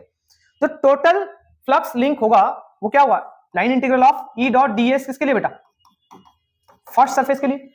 Let's say ये जो आपका सरफेस एरिया क्या है, फर्स्ट है, ये सरफेस एरिया आपका बेटा क्या है, सेकंड है, और ये सरफेस एरिया आपके लिए क्या बेटा, थर्ड। तो जो टोटल फ्लक्स लिंक होगा वो कितना होगा, वो होगा फर्स्ट सरफेस एरिया में जो फ्लक्स लिंक होगा, ऐसे तो निकालेंगे बेटा, प्लस E डॉट ds किसके लिए बेटा, सेकंड सरफेस एरिया पे फ्लक्स, E डॉट ds का इंटीग्रल करेंगे तो हमें क्या मिलेगा बेटा, फ्लक्स ही तो मिलेगा, गॉस थ्योरम, प्लस तीसरा E डॉट ds किसके लिए बेटा, थर्ड सरफेस के लिए। तो तीनों को जब लाइन इंटीग्रल करेंगे हमें क्या मिलेगा, टोटल फ्लक्स मिलेगा, और वो क्या होगा, Q inside upon epsilon not होगा। अब सुनो, आपका ये फर्स्ट सरफेस एरिया है, देखो फर्स्ट सरफेस एरिया है, अब देखो ये सीट है ना, ये ना थिन सीट होगा बेसिकली, अगर थिकनेस आ गया तो थोड़ा सा कॉन्सेप्ट चेंज होगा, लास्ट में बताऊंगा। थिन सीट है तो इसे पूरा पॉजिटिव चार्ज डेवलप है, तो पॉजिटिव से इलेक्ट्रिक फील्ड इधर से बाहर निकलेगा और इधर से भी बाहर निकलेगा। तो पॉजिटिव चार्ज से इलेक्ट्रिक फील्ड दोनों तरफ से क्या निकल रहा है बेटा, बाहर निकल रहा है। तो इधर इलेक्ट्रिक फील्ड बाहर की तरफ होगा, तो यहाँ पे हमारा जो इलेक्ट्रिक फील्ड होगा इधर क्या होगा, E इधर की तरफ। अब बताओ सरफेस एरिया से एरिया वेक्टर भी बाहर की तरफ निकलेगा, तो ये एन कैप या ds कैप बोल दो, एरिया वेक्टर भी किधर बेटा, बाहर। सिमिलरली इधर वाले सरफेस पे क्या होगा, इलेक्ट्रिक फील्ड बाहर, और सरफेस एरिया ds वेक्टर भी या n वेक्टर भी बोल दो, हम लोग n से नोट कर रहे हैं तो n से ज्यादा बेटर रहेगा, एन कैप भी बाहर, ठीक है बेटा। थर्ड जो कर्व सरफेस एरिया होगा, आप ऊपर जाओ या नीचे जाओ, सरफेस एरिया क्या होगा, एरिया वेक्टर क्या होगा, नीचे या ऊपर, है ना, परपेंडिकुलर तो होगा, नीचे होगा या तो ऊपर होगा या तो साइड होगा या तो इधर होगा। और इलेक्ट्रिक फील्ड किधर बेटा, सामने, है ना, कहीं पे भी जाओ आपको इलेक्ट्रिक फील्ड किधर मिलेगा, सामने मिलेगा, सॉरी उधर से बाहर निकलेगा, इधर से इधर निकलेगा इलेक्ट्रिक फील्ड ऐसे। तो इलेक्ट्रिक फील्ड और एरिया वेक्टर के बीच का एंगल देखो कितना है, 90। तो थर्ड सरफेस के लिए हमेशा इलेक्ट्रिक फील्ड और एरिया वेक्टर के बीच का एंगल कितना होगा, 90 होगा। तो मैं यहां लिख रहा हूं बेटा इंटीग्रल, यहां पे 0, फर्स्ट पे भी 0, सेकंड पे भी 0, क्योंकि इलेक्ट्रिक फील्ड एरिया वेक्टर दोनों ही केस में इस पे दोनों सेम डायरेक्शन पे है, इस पे भी दोनों सेम डायरेक्शन पे है, तो एंगल हो गया वहां पे 0। तो फर्स्ट वाले केस में क्या होगा, E ds cos 0, plus integral EDS cos zero, किसके लिए बेटा, सेकंड सरफेस के लिए और फर्स्ट सरफेस के लिए, प्लस थर्ड के लिए क्या होगा बेटा, इंटीग्रल ईडीएस कॉस कितना डिग्री, कॉस हो जाएगा वहां पे 90 डिग्री थर्ड वाले के लिए, है ना, is equal to q inside upon epsilon naught. So I hope यहां तक समझ में आए। अब थोड़ा सा आगे बढ़ेंगे नेक्स्ट स्लाइड में। अब cos 0 तो 1 होता है, cos 0 1 होता है। अब सुनो बेटा, चलो थोड़ा सा ना यहाँ पे हम लोग इसको थोड़ा सा कॉन्ट्रैक्ट करके, देख तो रहा ही होगा, विजिबल तो इतना होगा आई होप, तो बस हो गया, यहीं पे हो जाएगा। तो फर्स्ट सरफेस पे E कांस्टेंट है, देखो इलेक्ट्रिक फील्ड तो कांस्टेंट रहेगा ना, ठीक है, तो EDS में देखो E बाहर निकाल दो, इंटीग्रल फर्स्ट सरफेस एरिया कितना बेटा, DS, cos 0 कितना होता है बेटा, 1 होता है, तो cos 0 हो गया 1, हटा दो। सेकंड वाले में क्या होगा, इलेक्ट्रिक फील्ड कांस्टेंट बाहर निकाल लो, किसका इंटीग्रेशन बेटा, सरफेस एरिया का इंटीग्रेशन, क्योंकि इसी सरफेस एरिया का इंटीग्रेशन करना है ना आपको, इस सरफेस एरिया का डिस्टेंस तो वहां से बराबर है, तो डिस्टेंस बराबर है, डिस्टेंस चेंज होगा तभी ना इलेक्ट्रिक फील्ड चेंज होगा बेटा। तो यहां से फर्स्ट सरफेस से डिस्टेंस हर जगह सेम है, सेकंड सरफेस से डिस्टेंस हर जगह क्या है बेटा, सेम है, तो जब डिस्टेंस सेम होगा तो इलेक्ट्रिक फील्ड चेंज नहीं होगा, इसलिए मैंने आपको बोला इलेक्ट्रिक फील्ड कांस्टेंट बाहर निकाल दूंगा। प्लस बहुत जस्टिफिकेशन तो देना चाहिए बेटा। तो तीसरे वाले केस में देखो, तीसरे वाले केस में क्या हुआ, यहाँ पे cos 90 कितना होगा बेटा, cos 90 हो गया 0, तो इसको हटाई दो, पूरा लिखने की जरूरत है नहीं, तो यहां से मैं इसको हटा रहा हूं, 0 कर देता हूं, है ना, तो प्लस 0 इज इक्वल टू क्या होगा बेटा, Q inside upon epsilon naught. अब सुनो बेटा ध्यान दो, ds इस पहले वाले का सरफेस एरिया, इसका सरफेस एरिया ds करेंगे तो क्या आएगा, टोटल एरिया, और इसका टोटल एरिया, इन तीनों का एरिया हमने क्या मान रखा पहले से, a, यही तो है आपका सरफेस एरिया, तो इनका जो सरफेस एरिया है हमने मान रखा है a, तो इस ds का इंटीग्रेशन क्या हो जाएगा बेटा, a हो जाएगा टोटल एरिया, तो ये हो जाएगा e इंटू ए, प्लस इसका भी क्या हो जाएगा बेटा, इसका भी एरिया तो है ds, a हो जाएगा, is equal to q inside upon q inside upon epsilon naught. अब सुनो बेटा, ये कितना हो जाएगा, 2 टाइम्स ऑफ ये, और क्यू इनसाइड हमने कितना निकाला, देखो जरा क्यू इनसाइड कितना निकाला, क्यू इनसाइड निकाला है सिग्मा इनटू ए, तो सरफेस चार्ज डेंसिटी इनटू ए अपॉन में क्या बेटा, एप्सिलॉन। अब देखो ए से ए कैंसिल आउट हुआ, इलेक्ट्रिक फील्ड कितना आ गया बेटा, sigma upon 2 epsilon. Most important relation, ध्यान रखना, बड़ा इंपॉर्टेंट रिलेशन है, यहां से डेरिवेशन के चांसेस बहुत ज्यादा होते हैं एग्जाम में आने के, प्लस न्यूमेरिकल 1 से 2 न्यूमेरिकल प्रॉपर करवाया जाएगा, उसी टाइप के ही आएंगे, ध्यान रखना। तो ये दोनों कॉन्सेप्ट बड़े इंपॉर्टेंट है, तो ये आपका है E is equal to sigma upon 2 epsilon naught. बेटा बड़े आराम से जल्दी से इसको लिख लें, उसके बाद अब जो है हम आगे बढ़ेंगे, है ना। सो आई होप आप लोगों ने लिख लिया होगा। अब आगे बात करें, ये जो इलेक्ट्रिक फील्ड आया वो आया क्या, सिग्मा अपॉन 2 एप्सिलॉन नॉट। अब ये इलेक्ट्रिक फील्ड किसके ऊपर डिपेंड कर रहा है, चेक करो, ये इलेक्ट्रिक फील्ड किसके ऊपर डिपेंड कर रहा है, ध्यान देना, सिग्मा मतलब इसकी surface charge density and medium के ऊपर। तो ये बताओ जरा, अगर मैं डिस्टेंस बढ़ाता हूं, लाइक मुझे इस पॉइंट पे इलेक्ट्रिक फील्ड निकालना है, इस पॉइंट पे, इस पॉइंट पे, इस पॉइंट पे, तो इस पॉइंट पे इलेक्ट्रिक फील्ड, इस पॉइंट पे, इस पॉइंट पे, इस पॉइंट पे, डिस्टेंस बढ़ता जा रहा है, तो डिस्टेंस के बढ़ाने से क्या इलेक्ट्रिक फील्ड में कोई इफेक्ट आएगा, क्योंकि आपने पढ़ा है E इज इक्वल टू कितना बेटा, सिग्मा अपॉन 2 एप्सिलॉन नॉट, इसका सिग्मा फिक्स है, सबके लिए सेम सेम रहेगा, 2 एप्सिलॉन सबके लिए सेम रहेगा, तो ये डिस्टेंस के ऊपर डिपेंड नहीं करेगा। बड़ा इंपॉर्टेंट यहां से पॉइंट नोट कर लेना कि जो इलेक्ट्रिक फील्ड होगा due to a plane sheet, it is independent to the distance, है ना, इंडिपेंडेंट होता है डिस्टेंस के, डिस्टेंस पे डिपेंड नहीं करेगा। तो काफी ट्विस्ट करके इसमें से क्वेश्चन पूछा जा सकता है, तो ध्यान रखना आप लोग कि जो इलेक्ट्रिक फील्ड होगा due to a plane infinite sheet, that is independent to the distance, clear. और इसका ना ऐसे भी एग्जाम में क्वेश्चन आ सकता है, आया गया है, दोबारा भी आ सकता है बेटा। इलेक्ट्रिक फील्ड है और डिस्टेंस है, अब सुनो, इलेक्ट्रिक फील्ड और डिस्टेंस में आपको रिलेशन क्या दिख रहा है, आर आप बढ़ाओ घटाओ, इलेक्ट्रिक फील्ड पे कोई फर्क नहीं पड़ेगा, इलेक्ट्रिक फील्ड जितना रहेगा कांस्टेंट ही रहेगा, ना बढ़ेगा ना ही घटेगा डिस्टेंस बढ़ाने से, है ना। तो बस ये था आपका क्या, गॉसियन सरफेस का मोस्ट इंपॉर्टेंट एप्लीकेशन। इसके बाद और दो एप्लीकेशन है बेटा, फटाफट समझेंगे और उसके बाद आपका चैप्टर हुआ समाप्त। इसके बाद हम लोग क्या करेंगे, देखो ये वीडियो काफी लेंथी हो जाएगा और बड़े वीडियोस देख के बच्चे वैसे भी नहीं आते, तो मैं क्या करूंगा, अब जो सॉल्यूशन वीडियो है उस वीडियो का लिंक आपको इस वीडियो के डिस्क्रिप्शन में मिल जाएगा, है ना। मैं जो न्यूमेरिकल्स वाले क्वेश्चन हैं उनका एक सेपरेट वीडियो बनाकर डाल दूंगा, इंपॉर्टेंट, जैसे ये इंपॉर्टेंट डेरिवेशंस हो गए, इंपॉर्टेंट कॉन्सेप्ट्स हो गए, वैसे ही आपको क्या मिल जाएंगे, आपको मिल जाएंगे सेपरेट न्यूमेरिकल की वीडियोस, है ना, उन्हें जरूर देख लेना बेटा। अब इसके बाद मुझे नहीं लगता कि आपको कहीं से कोई दिक्कत आने वाला है ना। तो आगे बढ़ेंगे, नेक्स्ट बात करेंगे इस बारे में बेटा। नेक्स्ट जो आपका डेरिवेशन है it is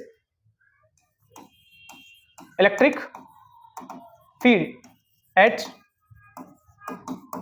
any point due to a infinite long straight wire. ठीक है बेटा, लास्ट आपका है, sorry second last, infinite long straight wire. ये भी काफी ज्यादा इंपॉर्टेंट है बेटा। ठीक है, टॉप नोट्स में रखना ये जो 4 डेरिवेशंस मैंने आज करवाए, मतलब इस पूरे वन शॉट में टॉप नोट्स में क्या है बेटा, सबसे पहले आपको रखना है इसके जस्ट पहले वाला इनफाइनाइट प्लेन शीट, फिर गॉस थ्योरम, तीसरा ये, चौथा इसके बाद स्फेरिकल, और पांचवा क्या है, पांचवा है इलेक्ट्रिक डाइपोल जो है उसके एक्सियल और इक्वेटोरियल पे इलेक्ट्रिक फील्ड। ये डेरिवेशंस कर लेना और कोई एक्स्ट्रा डेरिवेशन करने की जरूरत नहीं है। बाकी तो न्यूमेरिकल्स हैं, मैंने आपको बता दिया किस टॉपिक से कौन कौन से न्यूमेरिकल्स किस टाइप के बनेंगे, और न्यूमेरिकल्स कैसे बनेंगे और किस टाइप के बनेंगे उसे अगले वीडियो में डिस्कस करेंगे, है ना बेटा। तो आगे बात करें, electric field at any point due to infinite long straight wire, infinite long straight charged wire लिख देना बेटा, है ना। तो infinite long straight charge wire की वजह से इलेक्ट्रिक फील्ड कितना होगा, तो हमारे पास मान लेते हैं एक चार्ज वायर है ना, तो यहां से हम लोग एक चार्ज वायर बनाएंगे। ठीक है, तो एक uniformly infinitely long straight charge wire है ना, थोड़ा सा हम लोग सिलेंड्रिकल शेप दे रहे हैं इसको। अगेन मान लेंगे कि ये क्या है बेटा, पॉजिटिव चार्ज है ना, नेगेटिव से कर सकते हो एज यू विश, कोई हार्ड एंड फास्ट रूल नहीं कि पॉजिटिव से करना है। तो अब इसके बाद क्या करना है, अब इस ये इनफाइनाइट वायर है ना बेटा, ये जो वायर है वो ऐसे नीचे की तरफ भी इनफाइनाइट बढ़ रहा है, ऊपर की तरफ भी इनफाइनाइट बढ़ रहा है। अब इस वायर की वजह से इसके आसपास क्या बनेगा, भाई चार्ज अगर है तो इलेक्ट्रिक फील्ड बनाएगा ऑब्वियस, तो उस इलेक्ट्रिक फील्ड की स्ट्रेंथ कितनी होगी, तो उस इलेक्ट्रिक फील्ड की स्ट्रेंथ के लिए हम लोग क्या करेंगे, पॉइंट लेंगे पहले ये पॉइंट, इस पी पॉइंट मुझे क्या निकालना है, इस पी पॉइंट मुझे निकालना है इलेक्ट्रिक फील्ड की स्ट्रेंथ कितनी होगी।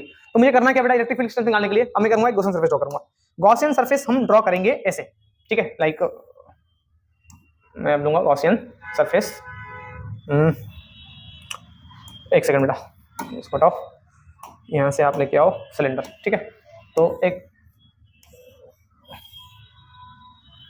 इसको थोड़ा सा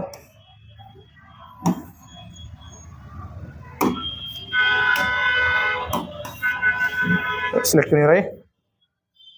ठीक है, तो एक काम करते हैं, इसको थोड़ा सा, हाँ अब हो जाएगा, थोड़ा सा छोटा करेंगे। ठीक है बेटा, तो ये जो है पी पॉइंट थोड़ा सा हम आगे शिफ्ट कर सकते हैं ना, बड़ा टेढ़ी के लिए डायग्राम भी बनाना। ये पी पॉइंट बड़ा इधर है ना, ये पी पॉइंट है, लो कर दिया, तो वो पी पॉइंट है। और मान लेते हैं जो पी पॉइंट है वो कितना डिस्टेंस पे है बेटा, इस वायर से आर डिस्टेंस पे, तो ये भी कितना हो जाएगा बेटा, रेडियस इसका आर हो जाएगा। गॉसियन सरफेस में हमने क्या करा है, एक सिलेंडर ड्रॉ कर लिया। सिलेंडर ड्रॉ करने का रीजन क्या था, कि जो चार्ज है ना, जो चार्ज है इस सिलेंडर के कहां जाए, सेंटर पे आ जाए। जब तक चार्ज सेंटर पे नहीं होगा बेटा, गॉसियन थ्योरम हम लोग यूज या एप्लीकेबल नहीं कर पाएंगे, इसलिए हमने क्या करा, गॉसियन सरफेस ड्रॉ करा, दैट इज व्हाट, सिलेंडर। अब इस सिलेंडर के बीच में हमने क्या रखा है, plane sorry long straight wire रख दिया। अब ये तो पता है आपको, सेम चीज सेम कॉन्सेप्ट रहेगा बेटा, कोई अंतर नहीं है दोनों में, बस एक चीज ध्यान रखना, लैम्डा, यहां पे जो लैम्डा होगा वो क्या होगा, lambda is what, linear charge density of the wire. ठीक है बेटा, जैसे कि आप ही समझो वही सेम केस, वहां पे सरफेस चार्ज था, यहाँ पे लीनियर चार्ज है, लाइक 100 सेंटीमीटर का लेंथ है, 100 सेंटीमीटर लेंथ में लगाते 400 कूलम चार्ज, ठीक है, 400 कूलम चार्ज है, तो 1 सेंटीमीटर लेंथ में कितना चार्ज होगा, 4 कूलम। तो यही है पर यूनिट लेंथ, वहां पर यूनिट एरिया था, यहाँ पर यूनिट लेंथ है, तो पर यूनिट लेंथ कितना चार्ज होगा, है ना, किसी भी वायर में, है ना, स्ट्रेट वायर में, that is known as its what, linear charge density, that is lambda. और लैम्डा क्या होता है बेटा, charge per unit length, q by l. तो यहां से जो क्यू आ जाएगा वो कितना आ जाएगा, लैम्डा इनटू एल। अब यूज करूंगा इसका, तो मान लिया इस पे क्या है बेटा, लैम्डा, है ना, सरफेस लीनियर चार्ज डेंसिटी। अब करना क्या है, सबसे पहले ये गॉसियन सरफेस आपको दिख रहा है, इस पूरे गॉसियन सरफेस हमने ड्रॉ किया है। अब देखो गॉसियन सरफेस को हम इनफाइनाइट तक नहीं ले जाएंगे, हमने बस लिमिटेड गॉसियन सरफेस यहां से यहां तक ड्रॉ कर लिया।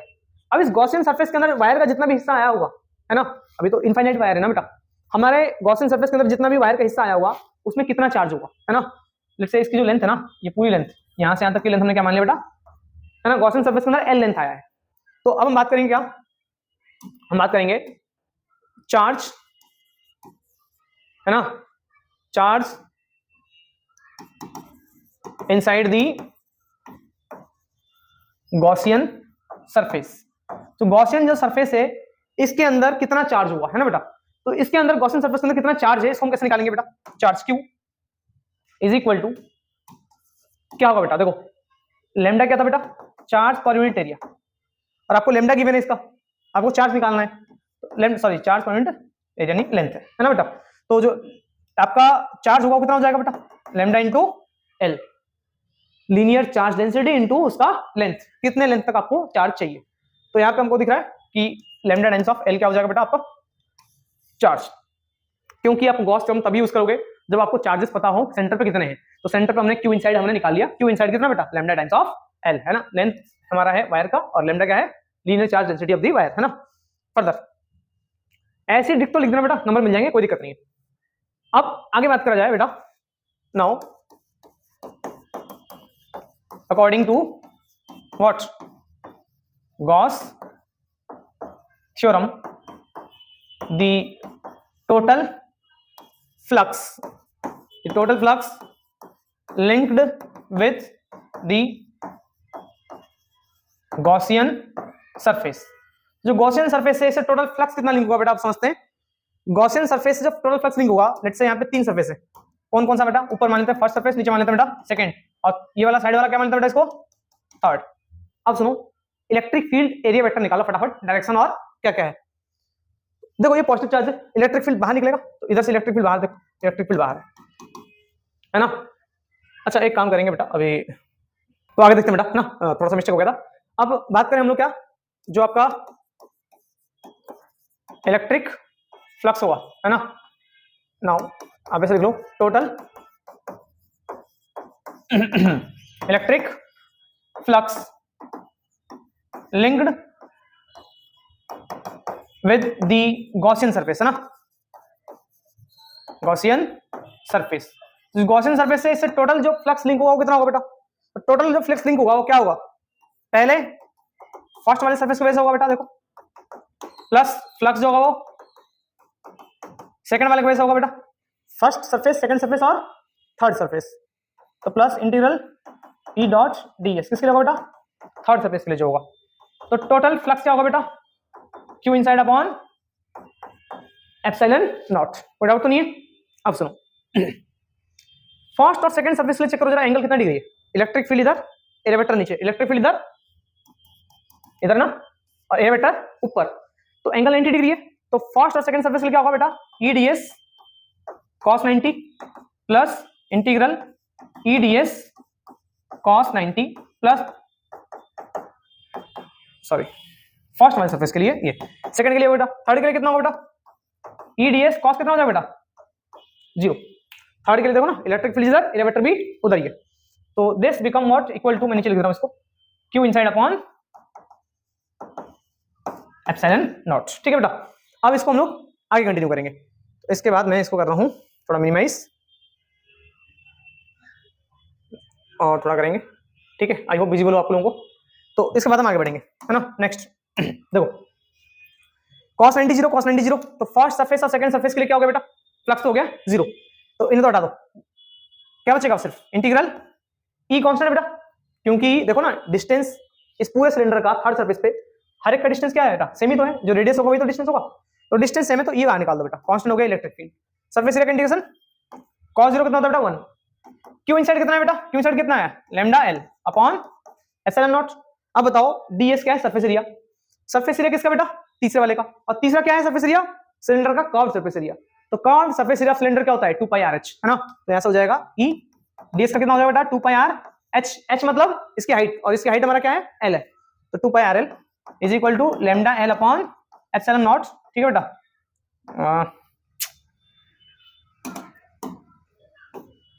ठीक है, तो दिस व्हाट एप्सिलॉन नॉट। ठीक है बेटा, अब आगे बात करें, यहां से देखो कैंसिल आउट क्या हुआ, आपका यहां से क्या कैंसिल हो सकता है, यहां से आपका एल से एल गया बेटा, ठीक है, अब कुछ बचेगा बेटा, अब कुछ कट नहीं रहा, तो बस ई की वैल्यू निकालो, ई कितना हो जाएगा बेटा lambda upon 2 pi r epsilon naught. This is what electric field due to a long straight infinite wire at any point, और यहां पे ये डिस्टेंस के ऊपर डिपेंड कर रहा है, शीट में क्या था वो डिस्टेंस के ऊपर डिपेंड नहीं कर रहा था, यहाँ पे ई जो है it is inversely proportional to R, E बढ़ाएंगे तो आर क्या होगा बेटा डिक्रीज होगा, इसका ग्राफ आप लोग ड्रॉ कर लेना। तो ये था आपका electric field due to a infinite long straight wire. ठीक है बेटा, अब लास्ट हमारा बच गया क्या, electric field due to a spherical shell है ना बेटा, थिन स्फेरिकल सेल लास्ट है, आई होप आप लोगों को समझ में आएगा, नोट कर ले, रख देंगे। तो बेटा लास्ट देखते हैं हम लोग टॉपिक हमारा जो कि है electric field due to a thin spherical shell, है ना। थिन स्फेरिकल सेल के वजह से इलेक्ट्रिक फील्ड कितना होगा। तो देखो ये ऑल्दो मैं उतना इंपॉर्टेंट नहीं रखूंगा, ठीक। आप जितने भी डेरिवेशंस करवाए हैं सबसे लास्ट में आप इसको रखोगे, इलेक्ट्रिक फील्ड किसके वजह से बेटा, थिन स्फेरिकल सेल की वजह से। तो हम लोग क्या करते हैं, स्फेरिकल सेल बनाते हैं पहले, तो ये रहा स्फेरिकल सेल, है ना। अब इस स्फेरिकल सेल पे मान लेते हैं चार्ज है, स्फेरिकल सेल क्या बेटा, चार्ज है, लेट्स से पॉजिटिव चार्ज है, ठीक है बेटा। तो ये स्फेरिकल सेल चार्ज है, थिन का मतलब समझते बेटा, होलो है, अंदर से खोखला है बेटा, है ना। तो लाइक इस पे ये ऐसे पतले लेयर्स हैं, बस ये, ठीक है बेटा। तो ये खोखला स्फीयर है, होलो है।